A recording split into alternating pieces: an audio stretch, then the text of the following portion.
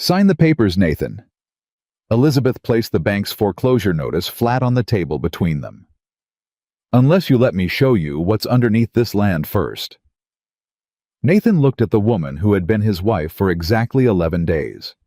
A stranger from Pennsylvania. A mail-order bride who cooked adequately and said very little and carried a worn leather notebook everywhere she went. You have 1 week left, the banker had told him that morning. After that, it's over. Nathan looked at Elizabeth. She opened the notebook, and everything he thought he understood about his dying farm and about her changed in an instant. If this story already has your heart, subscribe to our channel right now and follow every part until the very end. Drop a comment and tell us what city you're watching from. I want to see exactly how far this story has traveled. The letter had taken 3 weeks to reach Pennsylvania. Elizabeth Carter read it twice at the kitchen table alone in the house where she had spent the last 4 years caring for her dying grandfather, and when she finished reading it the second time, she folded it carefully and set it beside her coffee cup and sat very still for a long moment. The letter was not romantic. It did not pretend to be. A rancher named Nathan Cole, writing from a valley in Colorado Territory, explained in plain and direct language that he was 35 years old, that he owned land his father had built from nothing, that he had no family left to speak of, and that he needed a partner who was willing to work hard and ask for nothing easy. He did not promise comfort. He did not promise love. He said the winters were brutal and the summers were dry and the work never stopped. Most women, Elizabeth supposed, would have set that letter aside. She read it a third time. Then she wrote back. Her reply was simple. She told him she was 27. She told him she could cook and keep a house and work long hours without complaint. She told him she was not afraid of hard things. She did not tell him everything. There were things she had learned to keep close, things her grandfather had pressed into her hands over years of early mornings and long evenings at his side, and she had lived long enough to understand that certain kinds of knowledge made certain kinds of men uncomfortable before they had a reason to trust you. So she kept that part to herself. 3 months of letters followed. Nathan's handwriting was careful and deliberate, the handwriting of a man who did not waste words. He told her about the land. He described the valley in a way that made it sound both beautiful and brutal.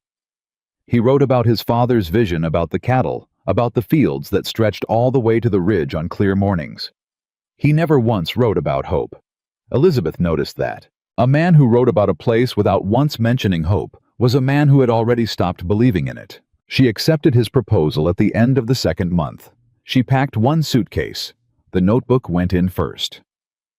The train ride from Pennsylvania to Colorado Territory took 4 days, and Elizabeth spent most of it watching the landscape change outside the window. The green rolling hills flattening into something wider and wilder and quieter than anything she had grown up knowing. She pressed her hand against the glass somewhere in Kansas and watched the horizon stretch out so far that it seemed to swallow the sky, and something in her chest recognized that feeling. Her grandfather had described the western land that way. He had said it was the kind of country that showed you exactly who you were because there was nowhere to hide from yourself out there. She thought about what Nathan's last letter had said, the one she had received just before boarding the train. I should tell you that the farm is not what it was when my father ran it. Things have been difficult. I want you to understand that before you arrive. She had read that line 4 times. She knew what difficult meant when a rancher wrote it that carefully. The station at Creston was smaller than she expected, a single platform with a painted sign that had started to blister in the summer heat. Elizabeth stepped off the train carrying her suitcase and stood very still for a moment, letting the noise of arrival settle around her. She spotted him immediately. Nathan Cole was tall, with the kind of lean muscle that came from years of hard work rather than any particular effort toward it. He wore a hat that had seen better seasons and a canvas jacket that was clean but worn thin at the elbows. He was not looking at her yet. He was looking at the horizon, the way a man looks at weather he is not sure about. Then he turned and found her standing there, and something shifted in his expression. She could not have named exactly what it was. Not disappointment, not quite relief either. Something more complicated. the look of a man recalculating. He crossed the platform and stopped a few feet in front of her. "Miss Carter," he said. "Mr. Cole," she said back. He reached for her suitcase. She let him take it, and she watched his eyes move over her the way a careful man's eyes move when he is trying to form an honest assessment without being rude about it. She was not what he expected. She could tell that. She was on the slight side, and her hands were soft-looking at first glance, and she had a way of standing that was too still and too observant for someone who was simply nervous. "The wagon's this way," he said. She followed him. The drive out to the farm took 40 minutes, and they spent most of it in a silence that was not exactly comfortable, but was not hostile either. It was the silence of two people who were aware that they had made a significant decision and were now in the process of understanding what that decision actually looked like. Elizabeth watched the land. She watched it the way she had been taught to watch it, not for beauty, not for impression, but for information. The color of the grass at the roadside told her things. The angle of the vegetation along the creek bed told her things. The dryness of the soil at the edge of the wheel ruts told her things. She stored all of it quietly. Nathan spoke first. "I should tell you again in person that the farm has been struggling." He kept his eyes on the road. "I said it in the letter, but I think I said it gently. The truth is less gentle than that." "Tell me the less gentle version," Elizabeth said. He glanced at her. "We had 2 bad harvests in a row. The cattle numbers are down. The bank gave me a final notice 6 weeks ago. I have until the end of the season to show a return, or they take the property." He paused. "I thought you should know that clearly before we reached the house." Elizabeth nodded. "How long before the end of the season?" 8 weeks, maybe 9. "And what have you tried?" He glanced at her again, longer this time. "I've tried everything I know how to try." "Tell me what that means." There was a brief silence. "More irrigation. Different planting schedules. I hired 2 extra hands last spring, paid them out of money I didn't have. Nothing held." He exhaled slowly. "The land just stopped producing." Elizabeth looked at the road ahead. "Land doesn't stop producing," she said. "It stops responding to what you're doing. That's a different problem." Nathan said nothing for a moment. Then he said, "You speak about land like you've worked it." "I have," Elizabeth said simply. He didn't ask more than that. Not then. The farmhouse was exactly what she expected and exactly what it needed to be. It was plain and functional and had the kind of quiet exhaustion that buildings take on when the people inside them have been fighting too hard for too long. Elizabeth carried her own suitcase inside because Nathan was already pulling the wagon around, and she stood in the main room and took it in carefully. The furniture was sparse but solid. Her grandfather's voice came back to her. "You can learn everything you need to know about a man from how he keeps the things he can't replace." The table was worn smooth at the edges from years of use, but it was clean. The floor was swept. The windows were cloudy with dust, but they were intact.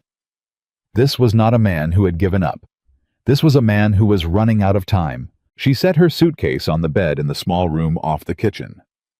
The room Nathan had clearly prepared for her, a gesture that was practical, but also careful. A man who understood boundaries without being told, and she sat for a moment and looked at the wall. Then she opened her suitcase and took out the notebook. Her grandfather, William Carter, had spent 30 years studying soil and crops and water systems across 3 territories. He had never been a famous man. He had never published his work or sought any recognition for it. He had simply spent his life paying attention to the land in a way that most people didn't bother to, and he had written everything down in a series of notebooks, and when he died, he had left them all to Elizabeth. This notebook was the one that covered Colorado territory. He had traveled through this valley once, decades earlier, in the company of a surveyor, and he had recorded his observations with the same quiet thoroughness he brought to everything. She had read this notebook so many times that she knew certain pages by heart. She turned to the section on the Southern Valley Range. She read. Then she closed the notebook and went to find Nathan. He was in the barn working by the light of a lantern, checking the condition of the remaining cattle with the focused efficiency of a man who had been doing this alone for a long time. He heard her come in, but didn't look up immediately. "Can I walk the fields tomorrow morning?" Elizabeth asked. He did look up then. "It'll be light by 5:30, he said. "I'll be up by 5, she said. He studied her for a moment. "It's hard walking out there. The ground is uneven and the sun comes up fast in summer. It's not—" He stopped himself. Elizabeth waited. He started again. "I only mean it's not an easy walk." "I'm not an easy woman," Elizabeth said. "Mr. Cole, I didn't come here expecting easy." Something moved across Nathan's face. It was not quite a smile. It was something quieter than a smile, something more internal, the small involuntary response of a man who has heard something true spoken plainly. 5:30 then, he said. 5, she said, and walked back to the house. She was up at 4:45. She made coffee on the iron stove, and she was already outside when the first gray light started separating the sky from the ridge, and she walked the fields alone in the quiet before Nathan joined her, and she looked at everything with the same systematic patience her grandfather had spent 20 years teaching her. The soil was pale and compacted in the places it should have been dark and porous. The planting rows showed patterns she recognized, crops planted in the same positions season after season, exhausting the specific nutrients they depended on, leaving the soil depleted and unresponsive. The irrigation channels were functional, but inefficient, pulling water from the obvious source without any understanding of how the land beneath actually moved moisture. And then there was the northern edge of the property. She walked out there alone before Nathan came, and she crouched at the base of a dry rise and picked up a handful of soil and rubbed it between her fingers, and she felt what she was feeling for. And when she found it, she sat back on her heels and looked at the ground for a long moment. Then she opened her notebook to a page she had marked 3 nights ago on the train. She read her grandfather's description of this specific type of soil formation. She looked at the ground again. She looked at the formation of the rocks along the ridge. She closed the notebook. Nathan found her there 20 minutes later, crouched at the base of the northern rise with her hands in the dirt. He stopped a few feet away. He watched her for a moment without speaking. "What are you looking at?" he said finally. Elizabeth stood. She brushed the soil from her hands. She turned to face him, and she chose her next words very carefully, because she understood that the way she said this would determine whether he listened to her or dismissed her, and she could not afford for him to dismiss her, not yet. "Tell me about your father," she said. Nathan blinked. "What?" "Your father. How did he farm this land? What did he believe about the northern fields?" Nathan was quiet for a moment. He looked at the rise. "He didn't touch the north fields much. He always said the soil was wrong up there. Too dry, too hard. He focused everything on the main fields." "Did he say why the soil was wrong?" "He said it just was." Nathan looked back at her. "Why are you asking about my father?" "Because I think your father made a reasonable assumption based on what he could see," Elizabeth said. "And I think that assumption has been costing this farm for 20 years. Nathan's expression shifted into something careful and guarded. "You've been here less than a day." "Yes." "And you're telling me my father was wrong about his own land?" "I'm telling you the land might have more to offer than anyone understood." "That's a kind way of saying the same thing." "Maybe," Elizabeth said. "Does the kind way make it easier to hear?" Nathan looked at her steadily. She looked back. Neither of them looked away. "You have something to tell me," he said. "So tell me." Elizabeth opened her notebook. She showed him the pages her grandfather had written about this valley 40 years earlier. She translated the careful old notations into plain language, pointing out what the soil composition meant, what the rock formation along the northern ridge indicated, what the particular dryness of that patch of ground actually suggested when you understood it correctly. Nathan listened. He did not interrupt. He did not dismiss her, but she could feel the weight of his skepticism the way a man who has been failed by too many things holds back belief like something precious he can no longer afford to spend carelessly. When she finished, he looked at the northern rise. "You're saying there's water under there," he said. I'm saying the geology suggests it strongly. My father dug wells on this property. 3 of them. I know. I can see 2 of the markers from here. She looked at him. He dug in the right general area and in the wrong specific places. There's a difference. Nathan took a slow breath. Miss Carter. Elizabeth. A brief pause. Elizabeth, he said. I have 8 weeks. If I spend that time, and whatever money I have left, chasing something that isn't there, then you lose the farm, she said. Which is what happens if you don't. He had no answer for that. I'm not asking you to believe me yet, Elizabeth said. I'm asking you to let me show you the other things first. The things that don't require digging or money or risk. Let me show you those, and if they don't work, then you can send me back to Pennsylvania and call it a failed experiment, and at least you'll know. The silence between them was long enough that a hawk crossed overhead, and neither of them looked at it. What other things? Nathan said. The next 2 weeks were the hardest. Elizabeth had worked since the months after her grandfather's decline, when she had managed his care and his affairs and his notebooks all at once. She was up before dawn every morning, and she was still at the kitchen table after Nathan had gone to bed studying records and writing calculations in the margins of her grandfather's pages. She redesigned the planting rotation herself, working from first principles, explaining each decision to Nathan in careful detail, not because she needed his permission, but because she understood that a man who understood why he was doing something would commit to it differently than a man simply following orders. Nathan asked questions. Good questions. Stubborn questions sometimes. She answered every one of them. Why move the wheat? He demanded one evening, leaning over the table with his arms crossed. My father planted wheat in the south field for 15 years. And depleted the nitrogen in that soil for 15 years? Elizabeth said without looking up. Wheat is a heavy feeder. That soil is exhausted. Move it to the eastern plot and let the south field recover with a cover crop. Cover crop doesn't sell. Neither does wheat that grows 6 inches and dies. He stood there with his arms still crossed.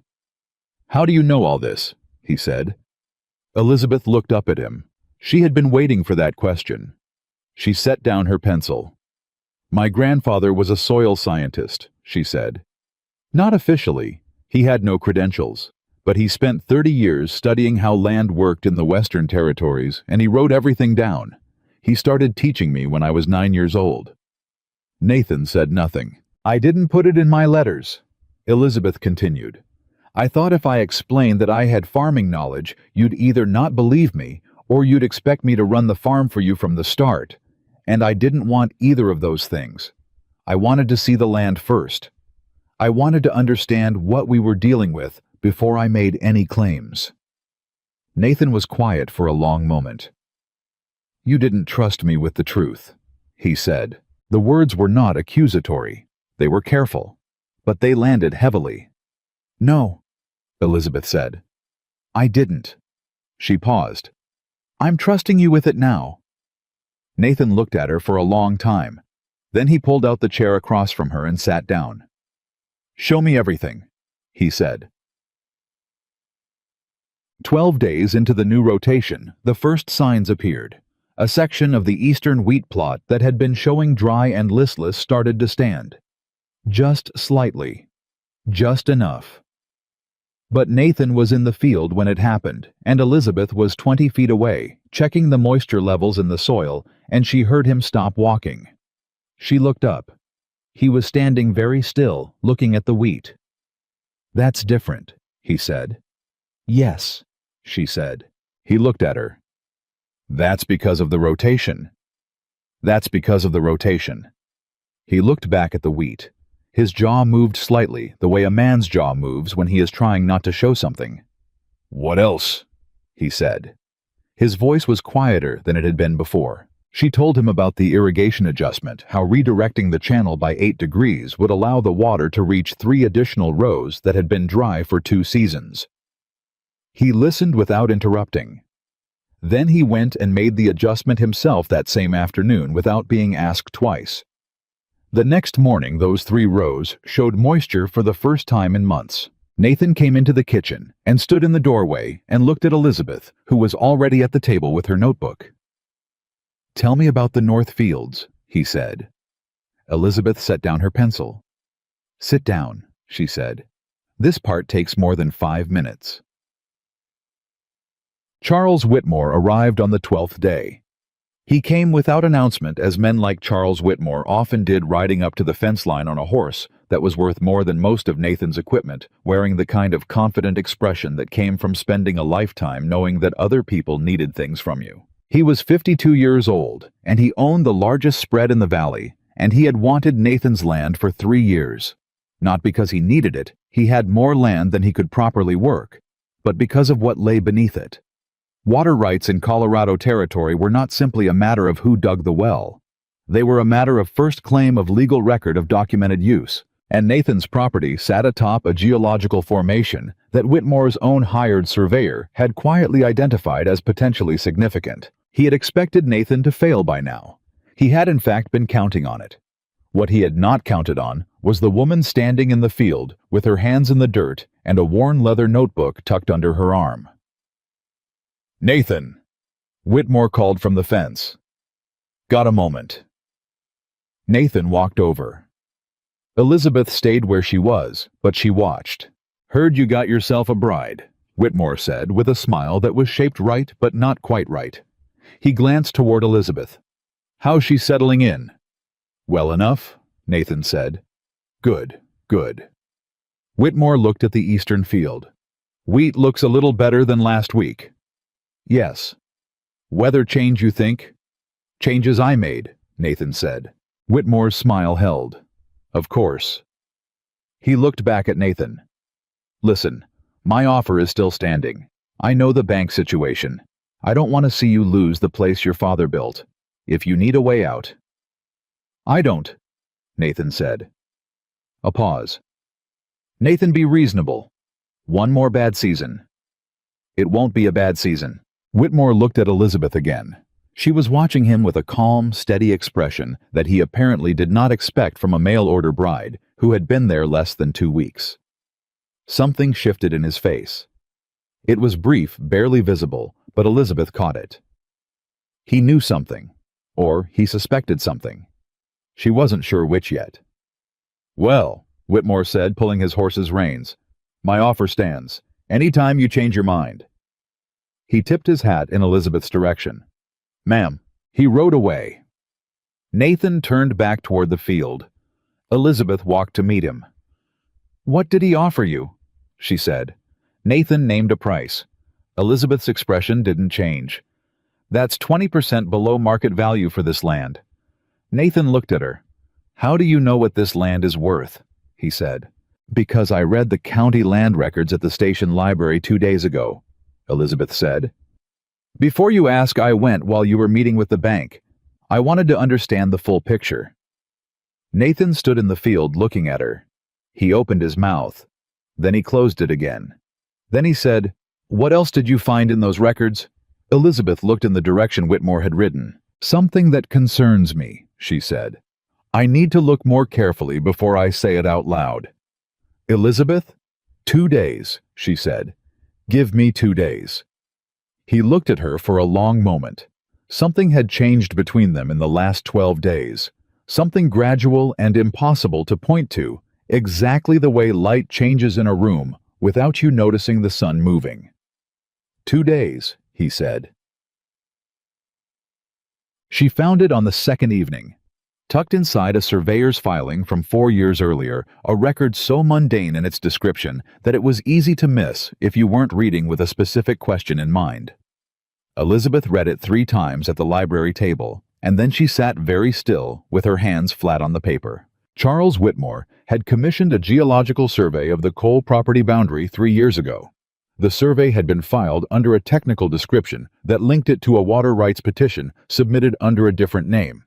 A corporate name, a land-holding company that if you traced it through 2 layers of ownership records led back to Whitmore. He was not waiting for Nathan to fail out of neighborly concern. He was positioning to file a prior water rights claim the moment the coal property changed hands. If Nathan sold, or if the bank took the land, Whitmore's filing would place his claim ahead of any future owner. He wasn't trying to buy the farm. He was trying to own what was underneath it. Elizabeth walked home in the last of the evening light with the notebook pressed against her chest and the county records folded carefully in her coat pocket, and she thought about how to tell Nathan what she had found, without letting the weight of it crush the fragile progress they had built together. She walked in the door.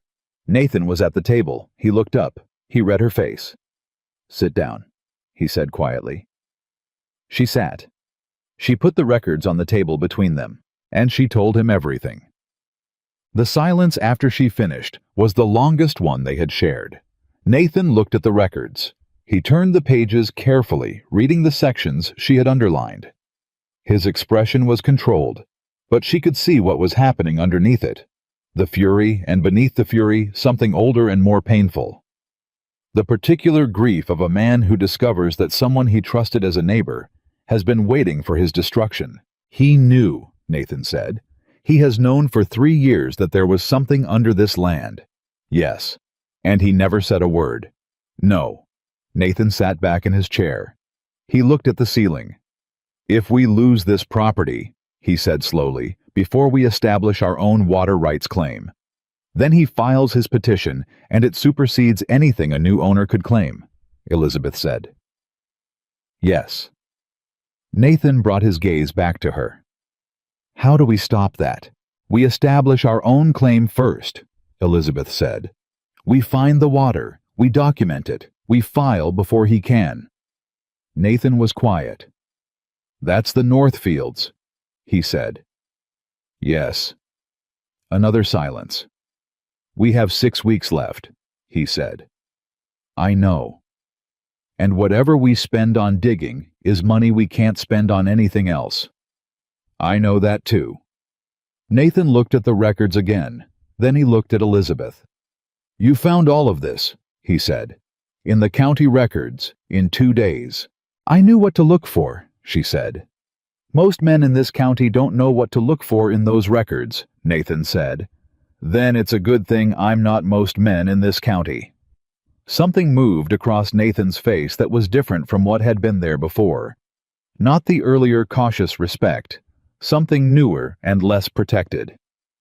He reached across the table and put his hand flat on the records. "All right," he said. "Tell me what we do next." Word spread through town, the way word always spread through small places, through a comment at the feed store, a remark at the post office, a conversation at the church door that someone else overheard and carried to the next conversation. Nathan Cole's new wife had taken over the farm. That was the version Whitmore made sure traveled. He didn't say it directly. He was too careful for that. But he had friends in the right places, and he knew how to plant an idea and walk away from it. By the end of the 3rd week, the story circulating through Creston was that Nathan had lost his ability to manage his own land, and was now following his wife around like a man who had forgotten how to think for himself. Nathan heard it at the bank. He came home that evening quieter than usual, and Elizabeth watched him through dinner and waited. "People are talking," he said finally. "Yes," Elizabeth said. "About you running the farm." "Yes." "About me losing my standing." He looked at his coffee cup. "About me taking instruction from a woman." Elizabeth said nothing. "It doesn't bother you," he said. "Which part?" she said. "The part where they're talking, or the part where you're wondering if they're right?" Nathan looked up. "I know they're not right," he said carefully. "Then what are you actually worried about?" Elizabeth said. Her voice was not unkind. It was direct. He held her gaze. "I'm worried that if I let this happen the way it's happening," he said slowly, "and then it doesn't work." He stopped. "If it doesn't work," Elizabeth said, "you'll have lost the farm and your reputation both, and you'll be a man who trusted a woman he barely knew with everything he had left." The silence. "Yes," Nathan said quietly. Elizabeth set down her fork. "Nathan," she said, "I understand what that fear costs you. I do." She paused. "But I need you to consider something.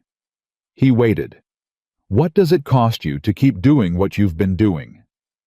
The room was very quiet. The same thing, he said. Then the only difference, Elizabeth said, is that one path has a chance. Nathan sat with that for a long time. Then he nodded once. It was not a large gesture, but it was a real one. 3 weeks and one of the cattle that had been weakening since spring was on its feet and eating properly. Nathan stood at the gate and watched it and didn't say anything. He didn't need to. Elizabeth came to stand beside him. "The supplemental feed mix," she said. "Your current feed was low in the minerals they need through the dry season." "My father used the same supplier for 12 years, Nathan said. "The supplier changed their formula 2 years ago. Cheaper ingredients. The cattle felt it before you saw it." Nathan watched the animal. "How did you know to look for that?" he said.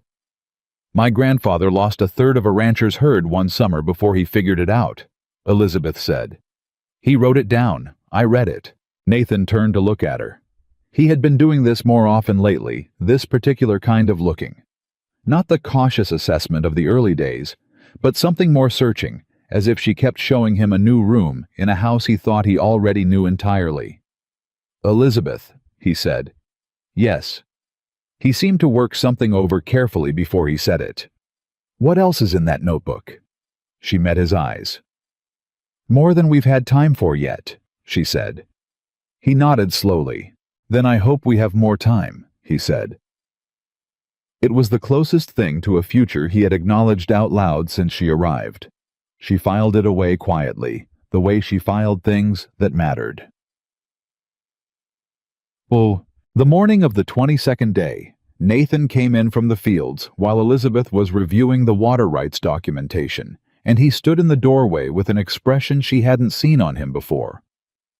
"Whitmore redirected the creek," he said.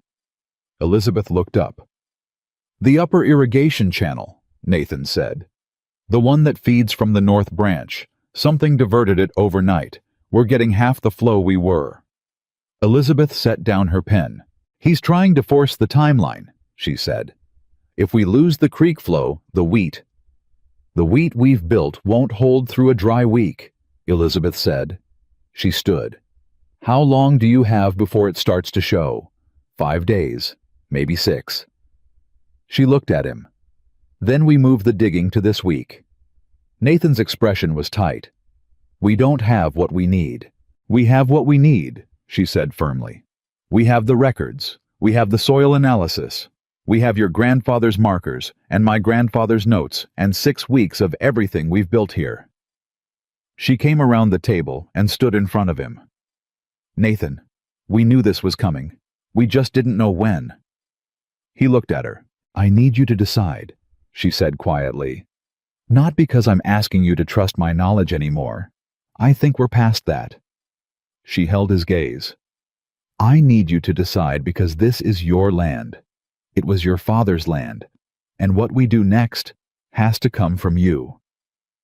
Nathan was very still. Outside the morning was already hot and dry and relentless. He looked at her for a long moment. Then he said, "We start digging tomorrow." And something in the room shifted, something permanent and irreversible, the way land shifts after a long drought when the first real water finally finds it. They started digging before the sun cleared the ridge. Nathan had borrowed 2 iron spades and a post hole digger from the equipment shed, and he brought out the long-handled pick his father had used to break hardpan 20 years ago. The wooden handle was worn smooth from use. He stood looking at it for a moment before he handed it to the hired hand, a quiet, older man named Roy, who had worked the coal property part-time for 3 seasons and who asked very few questions about anything.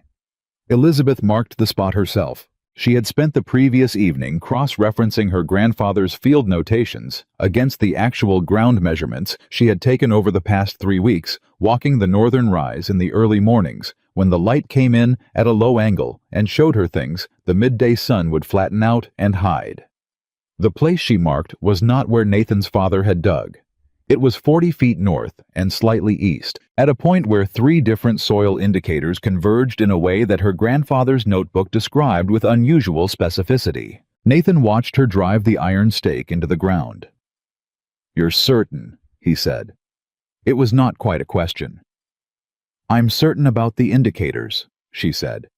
"I'm certain about what my grandfather recorded. I'm certain about the soil analysis and the rock formation and the moisture patterns." She looked up at him. "I can't be certain about what's underground until we're underground." "That's an honest answer," Roy said from behind them. Nathan glanced at him. Roy shrugged. "It is." Nathan picked up his spade. "Then let's find out." They dug for 3 hours before anyone in town knew what was happening. By the time the first curious neighbor rode past the fence line and slowed his horse, there was already a hole 6 feet wide and 4 feet deep in the northern field, and Nathan was inside it working steadily while Roy broke the harder layers with the pick, and Elizabeth stood at the rim reading the soil that came up with each load. The neighbor's name was Peterson. He was a wheat farmer 2 miles south, a decent enough man who minded his own business most of the time, but who had the same weakness. Most people in small places had. He could not see something unusual happening without telling someone about it. He called over the fence. "Nathan, what are you doing up there?" "Digging," Nathan said without stopping. "For what?" Nathan paused and looked up at Peterson. "Water," he said. Peterson looked at Elizabeth, then back at Nathan. "Your father tried to well the north field, said the ground was wrong." "My father was working with the information he had," Nathan said. A pause. "The bank know about this," Peterson said. "The bank knows I have 6 weeks to produce a result," Nathan said. "This is me producing a result." Peterson watched for another moment, then rode on. Elizabeth watched him go and said nothing, but she noted the direction he took, and the speed he took it at, and she made a quiet calculation about how long it would be before Whitmore heard. 2 hours, she said under her breath. Nathan heard her. "What?" "Nothing," she said. "Keep going." They hit the first hard layer at 6 feet. It was a shelf of compressed clay and rock composite that rang against the iron pick like a complaint. Roy worked it for 40 minutes and made progress, but slow progress, and by midday, the hole was 8 feet deep and they had broken through part of the shelf, but not all of it. And Nathan climbed out and drank water and looked at the sky and said nothing for a long time. Elizabeth handed him a tin cup and sat down in the dirt beside the hole. "Tell me something," Nathan said. "What?" "When your grandfather wrote about this valley, how confident was he?" Elizabeth considered the question seriously. "He wrote that the geological indicators were consistent with subsurface water retention at significant depth," she said. "He rated his confidence at the second highest level he used." "What's the highest level?" "He used it twice in his entire life. Once for a well in New Mexico Territory that produced water for 30 years. Once for a spring in Wyoming that turned out to be the main aquifer for an entire township." Nathan was quiet. "He rated this valley at the second highest," Elizabeth said. "That means he believed it, but he hadn't dug it himself. And you trust his second highest the same way you'd trust his highest?" Elizabeth looked at the hole. "My grandfather was the most careful person I ever knew," she said. "He didn't write things he wasn't willing to stand behind." She paused. "Yes, I trust it." Nathan handed back the cup. He stood. He picked up the spade. "Then let's keep going," he said. Whitmore arrived at 2 in the afternoon. He did not come alone this time. He brought a man named Garrett, who worked as his land manager, and another man Elizabeth didn't recognize, but who had the look of someone who carried legal documents for a living. They came to the fence line, and Whitmore called out, and Nathan climbed out of the hole with dirt on his hands and his face, and stood 40 feet away from the fence and waited. "Nathan," Whitmore said. His voice carried easy and unhurried across the field. "Heard you started digging." "Word travels fast," Nathan said. "It does." Whitmore looked at the hole. at Elizabeth beside it, at Roy still working in the bottom. "I hope you know what you're doing." "I do," Nathan said. "Because digging a well that doesn't produce in the next few weeks is my business," Nathan said. "Same as always." Whitmore smiled. Not the almost right smile from before. This one was thinner. "I only want to make sure you understand your position, Nathan. If you spend your remaining capital on a dry hole—" "It won't be dry," Nathan said. Silence. "You sound very confident," Whitmore said. His eyes moved to Elizabeth. Stayed there. "I wonder where that confidence is coming from." Elizabeth looked back at him. Steady. No expression she would give him anything from. "Come back in a week," Nathan said. "See what we find." Whitmore looked at him for a long moment. Then he nodded slowly. "A week," he said. He turned his horse and rode back with his 2 men behind him, and Nathan watched them go without moving until they were out of sight. Then he turned back to the hole. "He's going to do something," Elizabeth said. "I know. He won't wait a week." "I know that too." Nathan looked at her. "What do you think he'll do?" Elizabeth thought about the documents she had found in the county records, about the layered legal structure Whitmore had spent 3 years building, about the way a man like that operated not with force, but with procedure, with paperwork, with the quiet weaponization of systems that most people never bothered to understand. "He'll try to file something," she said. "Some kind of prior claim, an injunction, anything that creates a legal complication before we can establish our own water rights documentation." She paused. "He needs to move first. If we find water and file before he does, his entire position collapses." Nathan was very still. "Then we dig faster," he said. Roy broke through the clay shelf at 4 o'clock.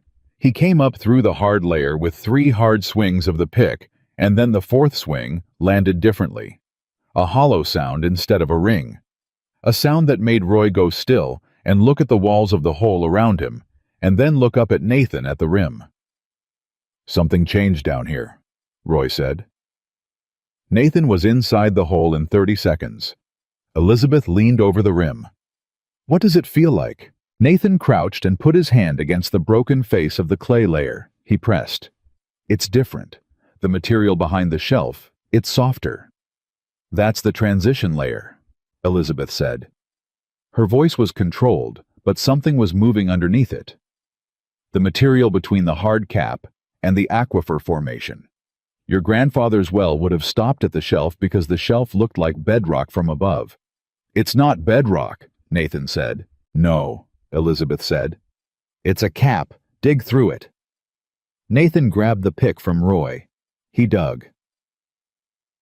The next 2 hours were the quietest Elizabeth had ever spent in her life. She sat at the edge of the hole and listened to Nathan work, and didn't say anything because there was nothing to say. The calculations were done, the records were checked, the reasoning was sound. Either the earth beneath this field would answer, or it wouldn't, and no amount of additional words from her would change which one it was. Roy came to sit beside her after a while. "You believe it's there," he said. Not a question. "Yes," she said. "How long have you believed it?" She looked at the horizon.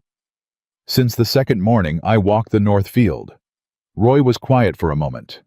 "You didn't say anything for 3 weeks." "No." "Why not?" Elizabeth thought about how to answer that. "Because finding a spring is one thing," she said. "Getting a man to spend the last money he has digging for one is another. I needed him to trust the small things first. The rotation, the irrigation, the cattle feed. I needed him to see that I knew what I was talking about before I asked him to risk everything on the big thing." Roy looked at her. He was a quiet man, and he had the steady eyes of someone who had seen a lot of human behavior without ever getting particularly surprised by it. "Smart," he said. "Necessary," Elizabeth said. Roy nodded. "Same thing sometimes." A shout came from the hole. "Elizabeth," Nathan's voice. 2 syllables, completely flat. She was at the rim in an instant. Nathan was standing at the bottom of the hole 14 feet down, with the pick handle still in his hands. He was looking at the wall in front of him. In the dimming afternoon light, Elizabeth could see something dark spreading through the freshly broken earth. Moisture. "Tell me what I'm looking at," Nathan said. His voice had the careful steadiness of a man who was not allowing himself to feel anything yet. "Put your hand on it," Elizabeth said. He pressed his palm against the earth wall. He went still. "It's cold," he said. "Cold water runs deep," Elizabeth said. "That's groundwater, not surface seepage. That's—" She stopped. She took a breath. Nathan dug another 6 inches straight in. He looked up at her. She looked back at him. He swung the pick. The wall held for 2 strikes. On the third, a thin line of dark water pushed through the break and ran down the earthen face and collected at Nathan's boots. He stood looking at it. "Keep going," Elizabeth said. Her voice was so controlled, it barely sounded like her own. He swung again, and again. On the 5th swing, the wall gave way. The sound was not what Elizabeth expected. She had expected something dramatic, a rush, a surge, something that announced itself. What actually happened was quieter and more powerful than that. The broken earth face simply began to weep, steadily and insistently, water pushing through every crack and fissure in the newly broken clay, sheeting down the walls of the hole in thin, dark streams that multiplied and thickened until the bottom of the hole was standing in an inch of water. Then 2 inches. Nathan stood in it and looked up at Elizabeth. His face was filthy, and his hands were bleeding from a blister on his right palm, and he had not slept properly in 6 days, and he looked at that moment more completely present than Elizabeth had ever seen a human being look. She couldn't speak. Roy said from beside her very quietly, "Well, I'll be." "How deep is it?" Nathan said. His voice was rough. "We need to case the well before we know the full capacity," Elizabeth managed. "But the pressure on that flow, Nathan, that's not a trickle. That's an aquifer. That's significant water." Nathan stood in the rising water at the bottom of the hole. He put both hands flat on the weeping wall. He pressed his forehead against the earth. Elizabeth sat back from the rim. She pressed her hands flat on the dry ground above and felt the late afternoon sun on her face and breathed. Roy put his hand briefly on her shoulder and then took it away. Neither of them said anything. Below Nathan was very still. He climbed out 20 minutes later. The water in the bottom of the hole was 6 inches deep by then and still rising. He pulled himself over the rim and sat on the edge with his legs hanging and looked at his boots, which were soaked through and dark with mud. Elizabeth was sitting 3 feet away. They didn't look at each other immediately. Then Nathan turned his head and looked at her, and she turned her head and looked at him. "Your grandfather," he said. "Yes." He was right. He usually was. Nathan looked at his hands. The blister had broken on the right palm, and there was a dark smear across it that was partly blood and partly earth. He looked at it for a moment and then looked up. "I owe you an apology," he said. Elizabeth shook her head. "You don't. I doubted you." "You were careful with everything you had left," she said. "That's not something that needs an apology." Nathan was quiet. "I was more than careful," he said. "That first morning, when you came in from the north field with dirt on your hands and told me my father had missed something I wanted to send you back, I almost did." Elizabeth looked at him. "What stopped you?" He thought about it. "The look on your face," he said. "You weren't trying to be right. You were certain. And there's a difference between someone who wants to be right and someone who is telling you what they know." He paused. "I've been a long time around people who wanted to be right. It looked different from you." Elizabeth said nothing for a moment. "My grandfather taught me that certainty and arrogance aren't the same thing," she said. "Arrogance doesn't listen. Certainty doesn't need to be loud." Nathan nodded slowly. "What do we do now?" Roy said. He had been standing off to the side, giving them room, but the practical question was practical. Nathan looked at Elizabeth. "We document it," she said immediately. "Tonight. We measure the flow, we record everything we can establish about the source and volume, and first thing tomorrow morning, one of us rides to the county seat to file a water rights claim." "I'll go," Nathan said. "You know the filing procedures." He paused. "I'll go with you," Elizabeth said. "I know the filing procedures." Roy almost smiled. Nathan stood. He looked at the hole, at the groundwater still rising in it, at the last of the afternoon light catching the surface of it 14 feet down. "My father dug 3 wells on this property," he said, 40 feet north and east of this spot." 40 feet north and east, Elizabeth confirmed. 40 feet, Nathan said. "Yes." He looked at her. "If he had dug here, he would have found it 20 years ago," Elizabeth said. "And this farm would have looked very different." Nathan absorbed that. "But he didn't," Elizabeth said more gently. "And you did." He looked at her with an expression she hadn't seen on him before. Something that was grief and gratitude together, tangled up in a way that didn't have a clean name. "We did," he said. They rode to the county seat the next morning before the sun was fully up. Elizabeth sat beside Nathan on the wagon bench with the documentation folded in the inside pocket of her coat and her grandfather's notebook in her lap, and the county records she had copied 3 weeks ago, wrapped in oilcloth at her feet. She had spent the night organizing everything into a single clear filing package, cross-referencing the flow measurements Roy had taken every 2 hours through the night against the geological records from the original survey and her grandfather's notations, building a document that any land office clerk would recognize as thorough and professionally assembled. Nathan drove. He was quiet the way he was quiet when he was thinking hard. "Will it hold up?" he said about 20 minutes into the ride. "The documentation, all of it, the claim." "It's solid," Elizabeth said. "We have original geological survey data, current flow measurements, personal field notes going back 4 weeks. We have everything a water rights filing needs." "And Whitmore?"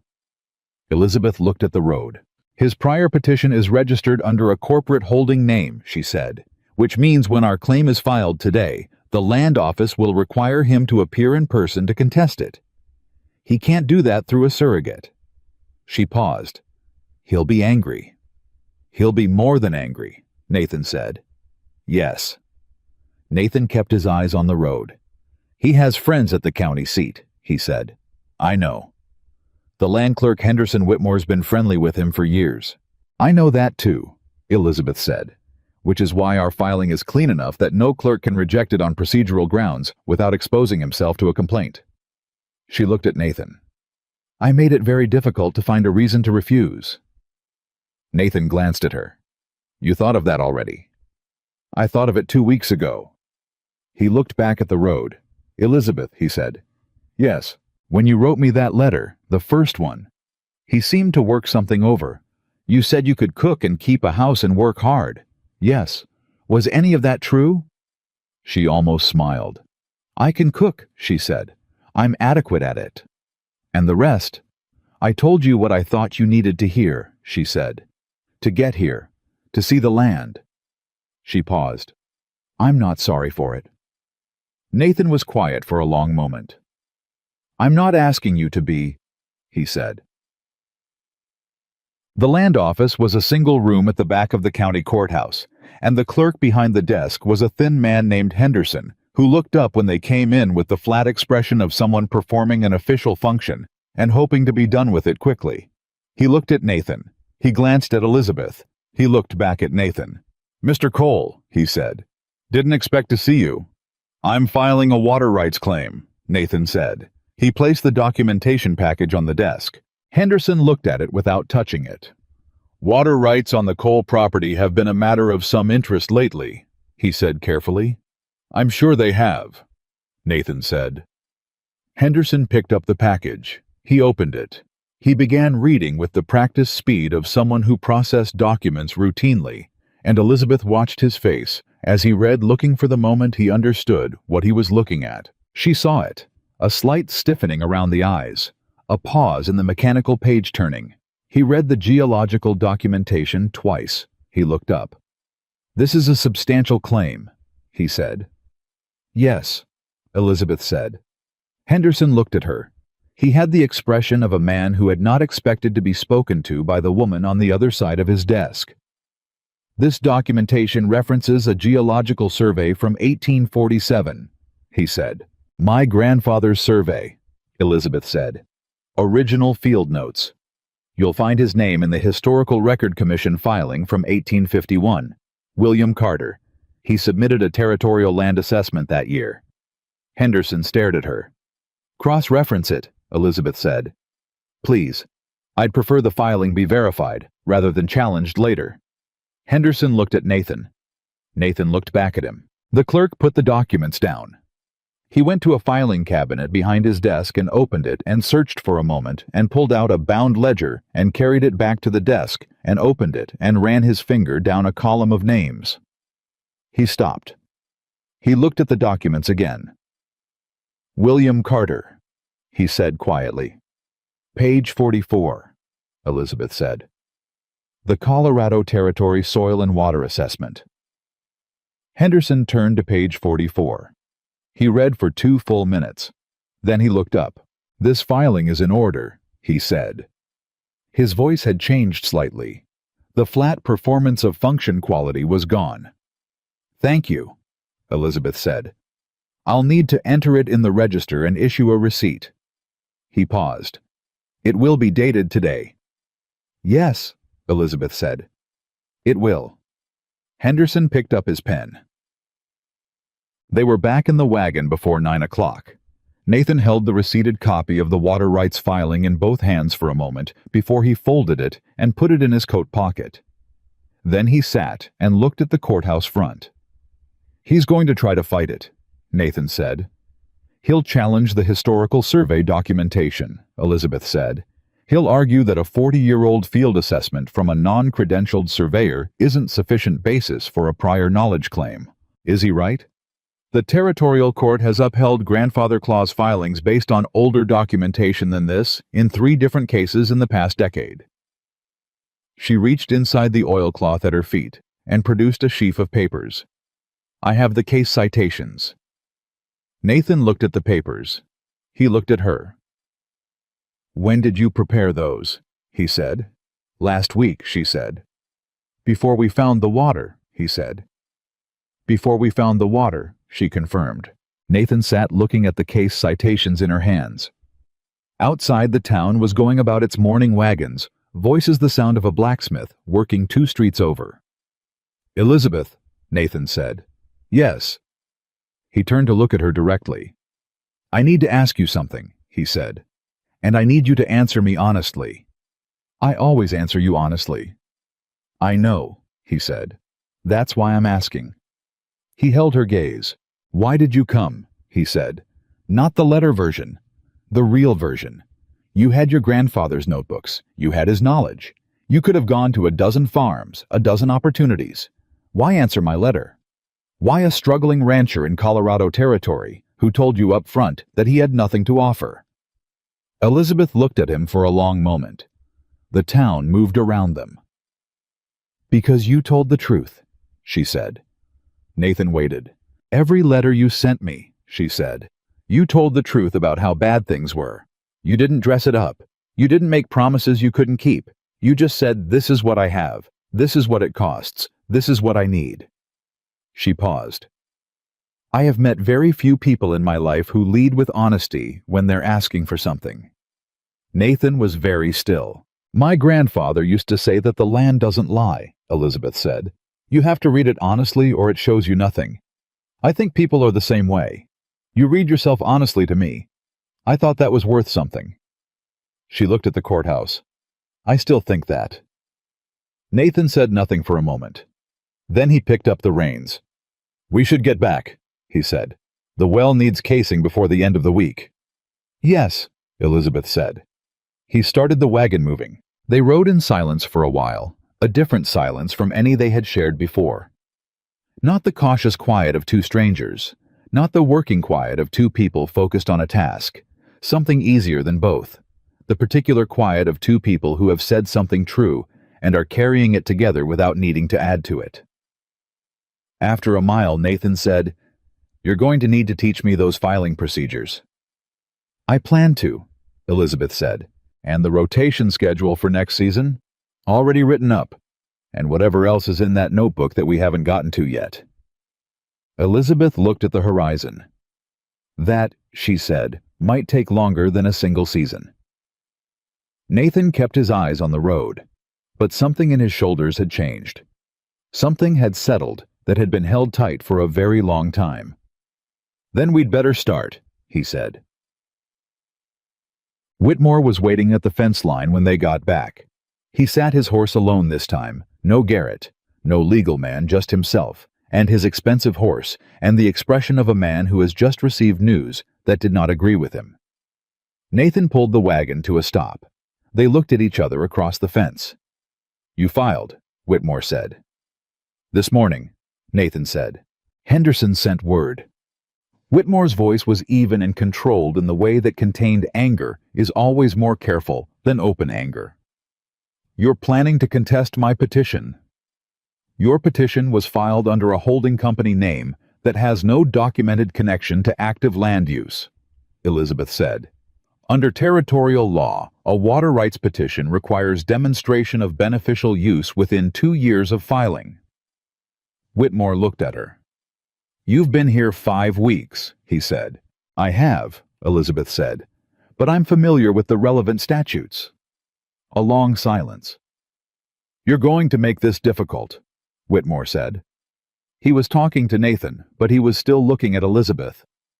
"No," Nathan said. "We're going to make it accurate. There's a difference." Whitmore finally looked back at Nathan. Something in his face had shifted. Not defeat, not yet, but a recalculation. The look of a man who has been moving pieces on a board and has suddenly realized the board has more squares than he thought. "This isn't over," Whitmore said. "I know," Nathan said. "Come back with lawyers if you want. We'll be here." Whitmore turned his horse without another word and rode away, and Nathan and Elizabeth sat in the wagon and watched him go, and the afternoon was hot and still, and the well in the north field was filling steadily with cold, clean water from somewhere deep beneath the ground, where nobody had thought to look until now. "He'll be back," Elizabeth said. "Yes," Nathan said. "It won't be simple." No," Nathan agreed. "But neither are we." He turned the wagon toward the barn. "Let's get this team put up. We have a well to case before dark." The well casing took 4 days. Roy knew a blacksmith in town named Dunnett who could cut and bend iron pipe to specification, and Nathan drove out to see him the morning after the filing, and came back with a price that was higher than he wanted, and a timeline that was shorter than he feared. He paid it without hesitation, which told Elizabeth something about how completely things had shifted in Nathan Cole's interior since the moment the wall broke and the water came through. She watched him moving around the farm differently now. Not relaxed. Nathan was not a man built for relaxation, but purposeful in a way he hadn't been before. The difference between a man fighting to stop losing and a man fighting to build something. She had seen that shift happen in the people her grandfather worked with over the years. It was one of the things the old man had said was more important than any technical knowledge. You had to get a person to believe the land was worth saving before you could teach them how to save it. Nathan believed now. The question was whether 6 weeks was enough time for belief to become proof. While Roy and Nathan worked with Dunnett's crew on the casing, Elizabeth turned her attention to the wheat. The eastern plot that she had rotated in the first week was showing real height now, not the tentative early signs from before, but committed upright growth that caught the morning light and held it. She walked the rows every morning with her notebook and recorded everything. Height, color, density, the condition of the soil between rows, the behavior of the remaining moisture. She was building a production record that would matter to the bank, a paper trail of documented recovery that was harder to argue with than a single good week's result, because Whitmore was going to argue. She was certain of that. The question was what form his argument would take. It came on a Thursday. Not from Whitmore directly, he was too careful for that. It came in the form of a letter delivered to the farmhouse by a writer Elizabeth didn't recognize, addressed to Nathan Cole and marked with the seal of a law firm in Denver called Hart and Associates. Nathan read it at the kitchen table. Elizabeth watched his face. He read it twice. Then he set it down and pushed it across the table to her. She read it. The letter informed Nathan Cole that a petition had been filed with the Colorado Territorial Land Commission, challenging the validity of the water rights claim registered at the Creston County Land Office on the preceding Tuesday. The grounds cited were threefold. First, that the historical survey documentation referenced in the filing was the work of a non-credentialed individual and therefore inadmissible as prior knowledge evidence. Second, that the water rights claim had been registered with knowledge of a competing petition already on file, constituting potential bad faith filing. And third, that a formal hearing had been scheduled before the Territorial Land Commission in Denver to be held in 31 days.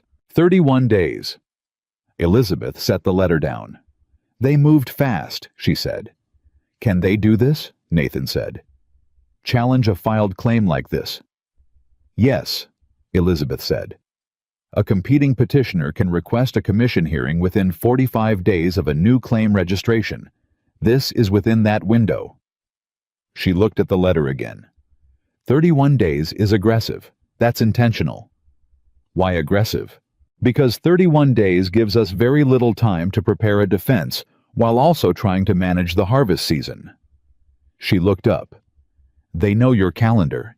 They know you can't afford to spend the next month in Denver. Nathan sat back. What happens if we don't appear at the hearing? He said. The commission rules in their favor by default, Elizabeth said. Our claim is invalidated. Whitmore's petition advances unopposed. And the farm. If the bank doesn't get a payment this cycle, and Whitmore holds the water rights, he controls what this land is worth to any future buyer. She paused. Including what it's worth to you.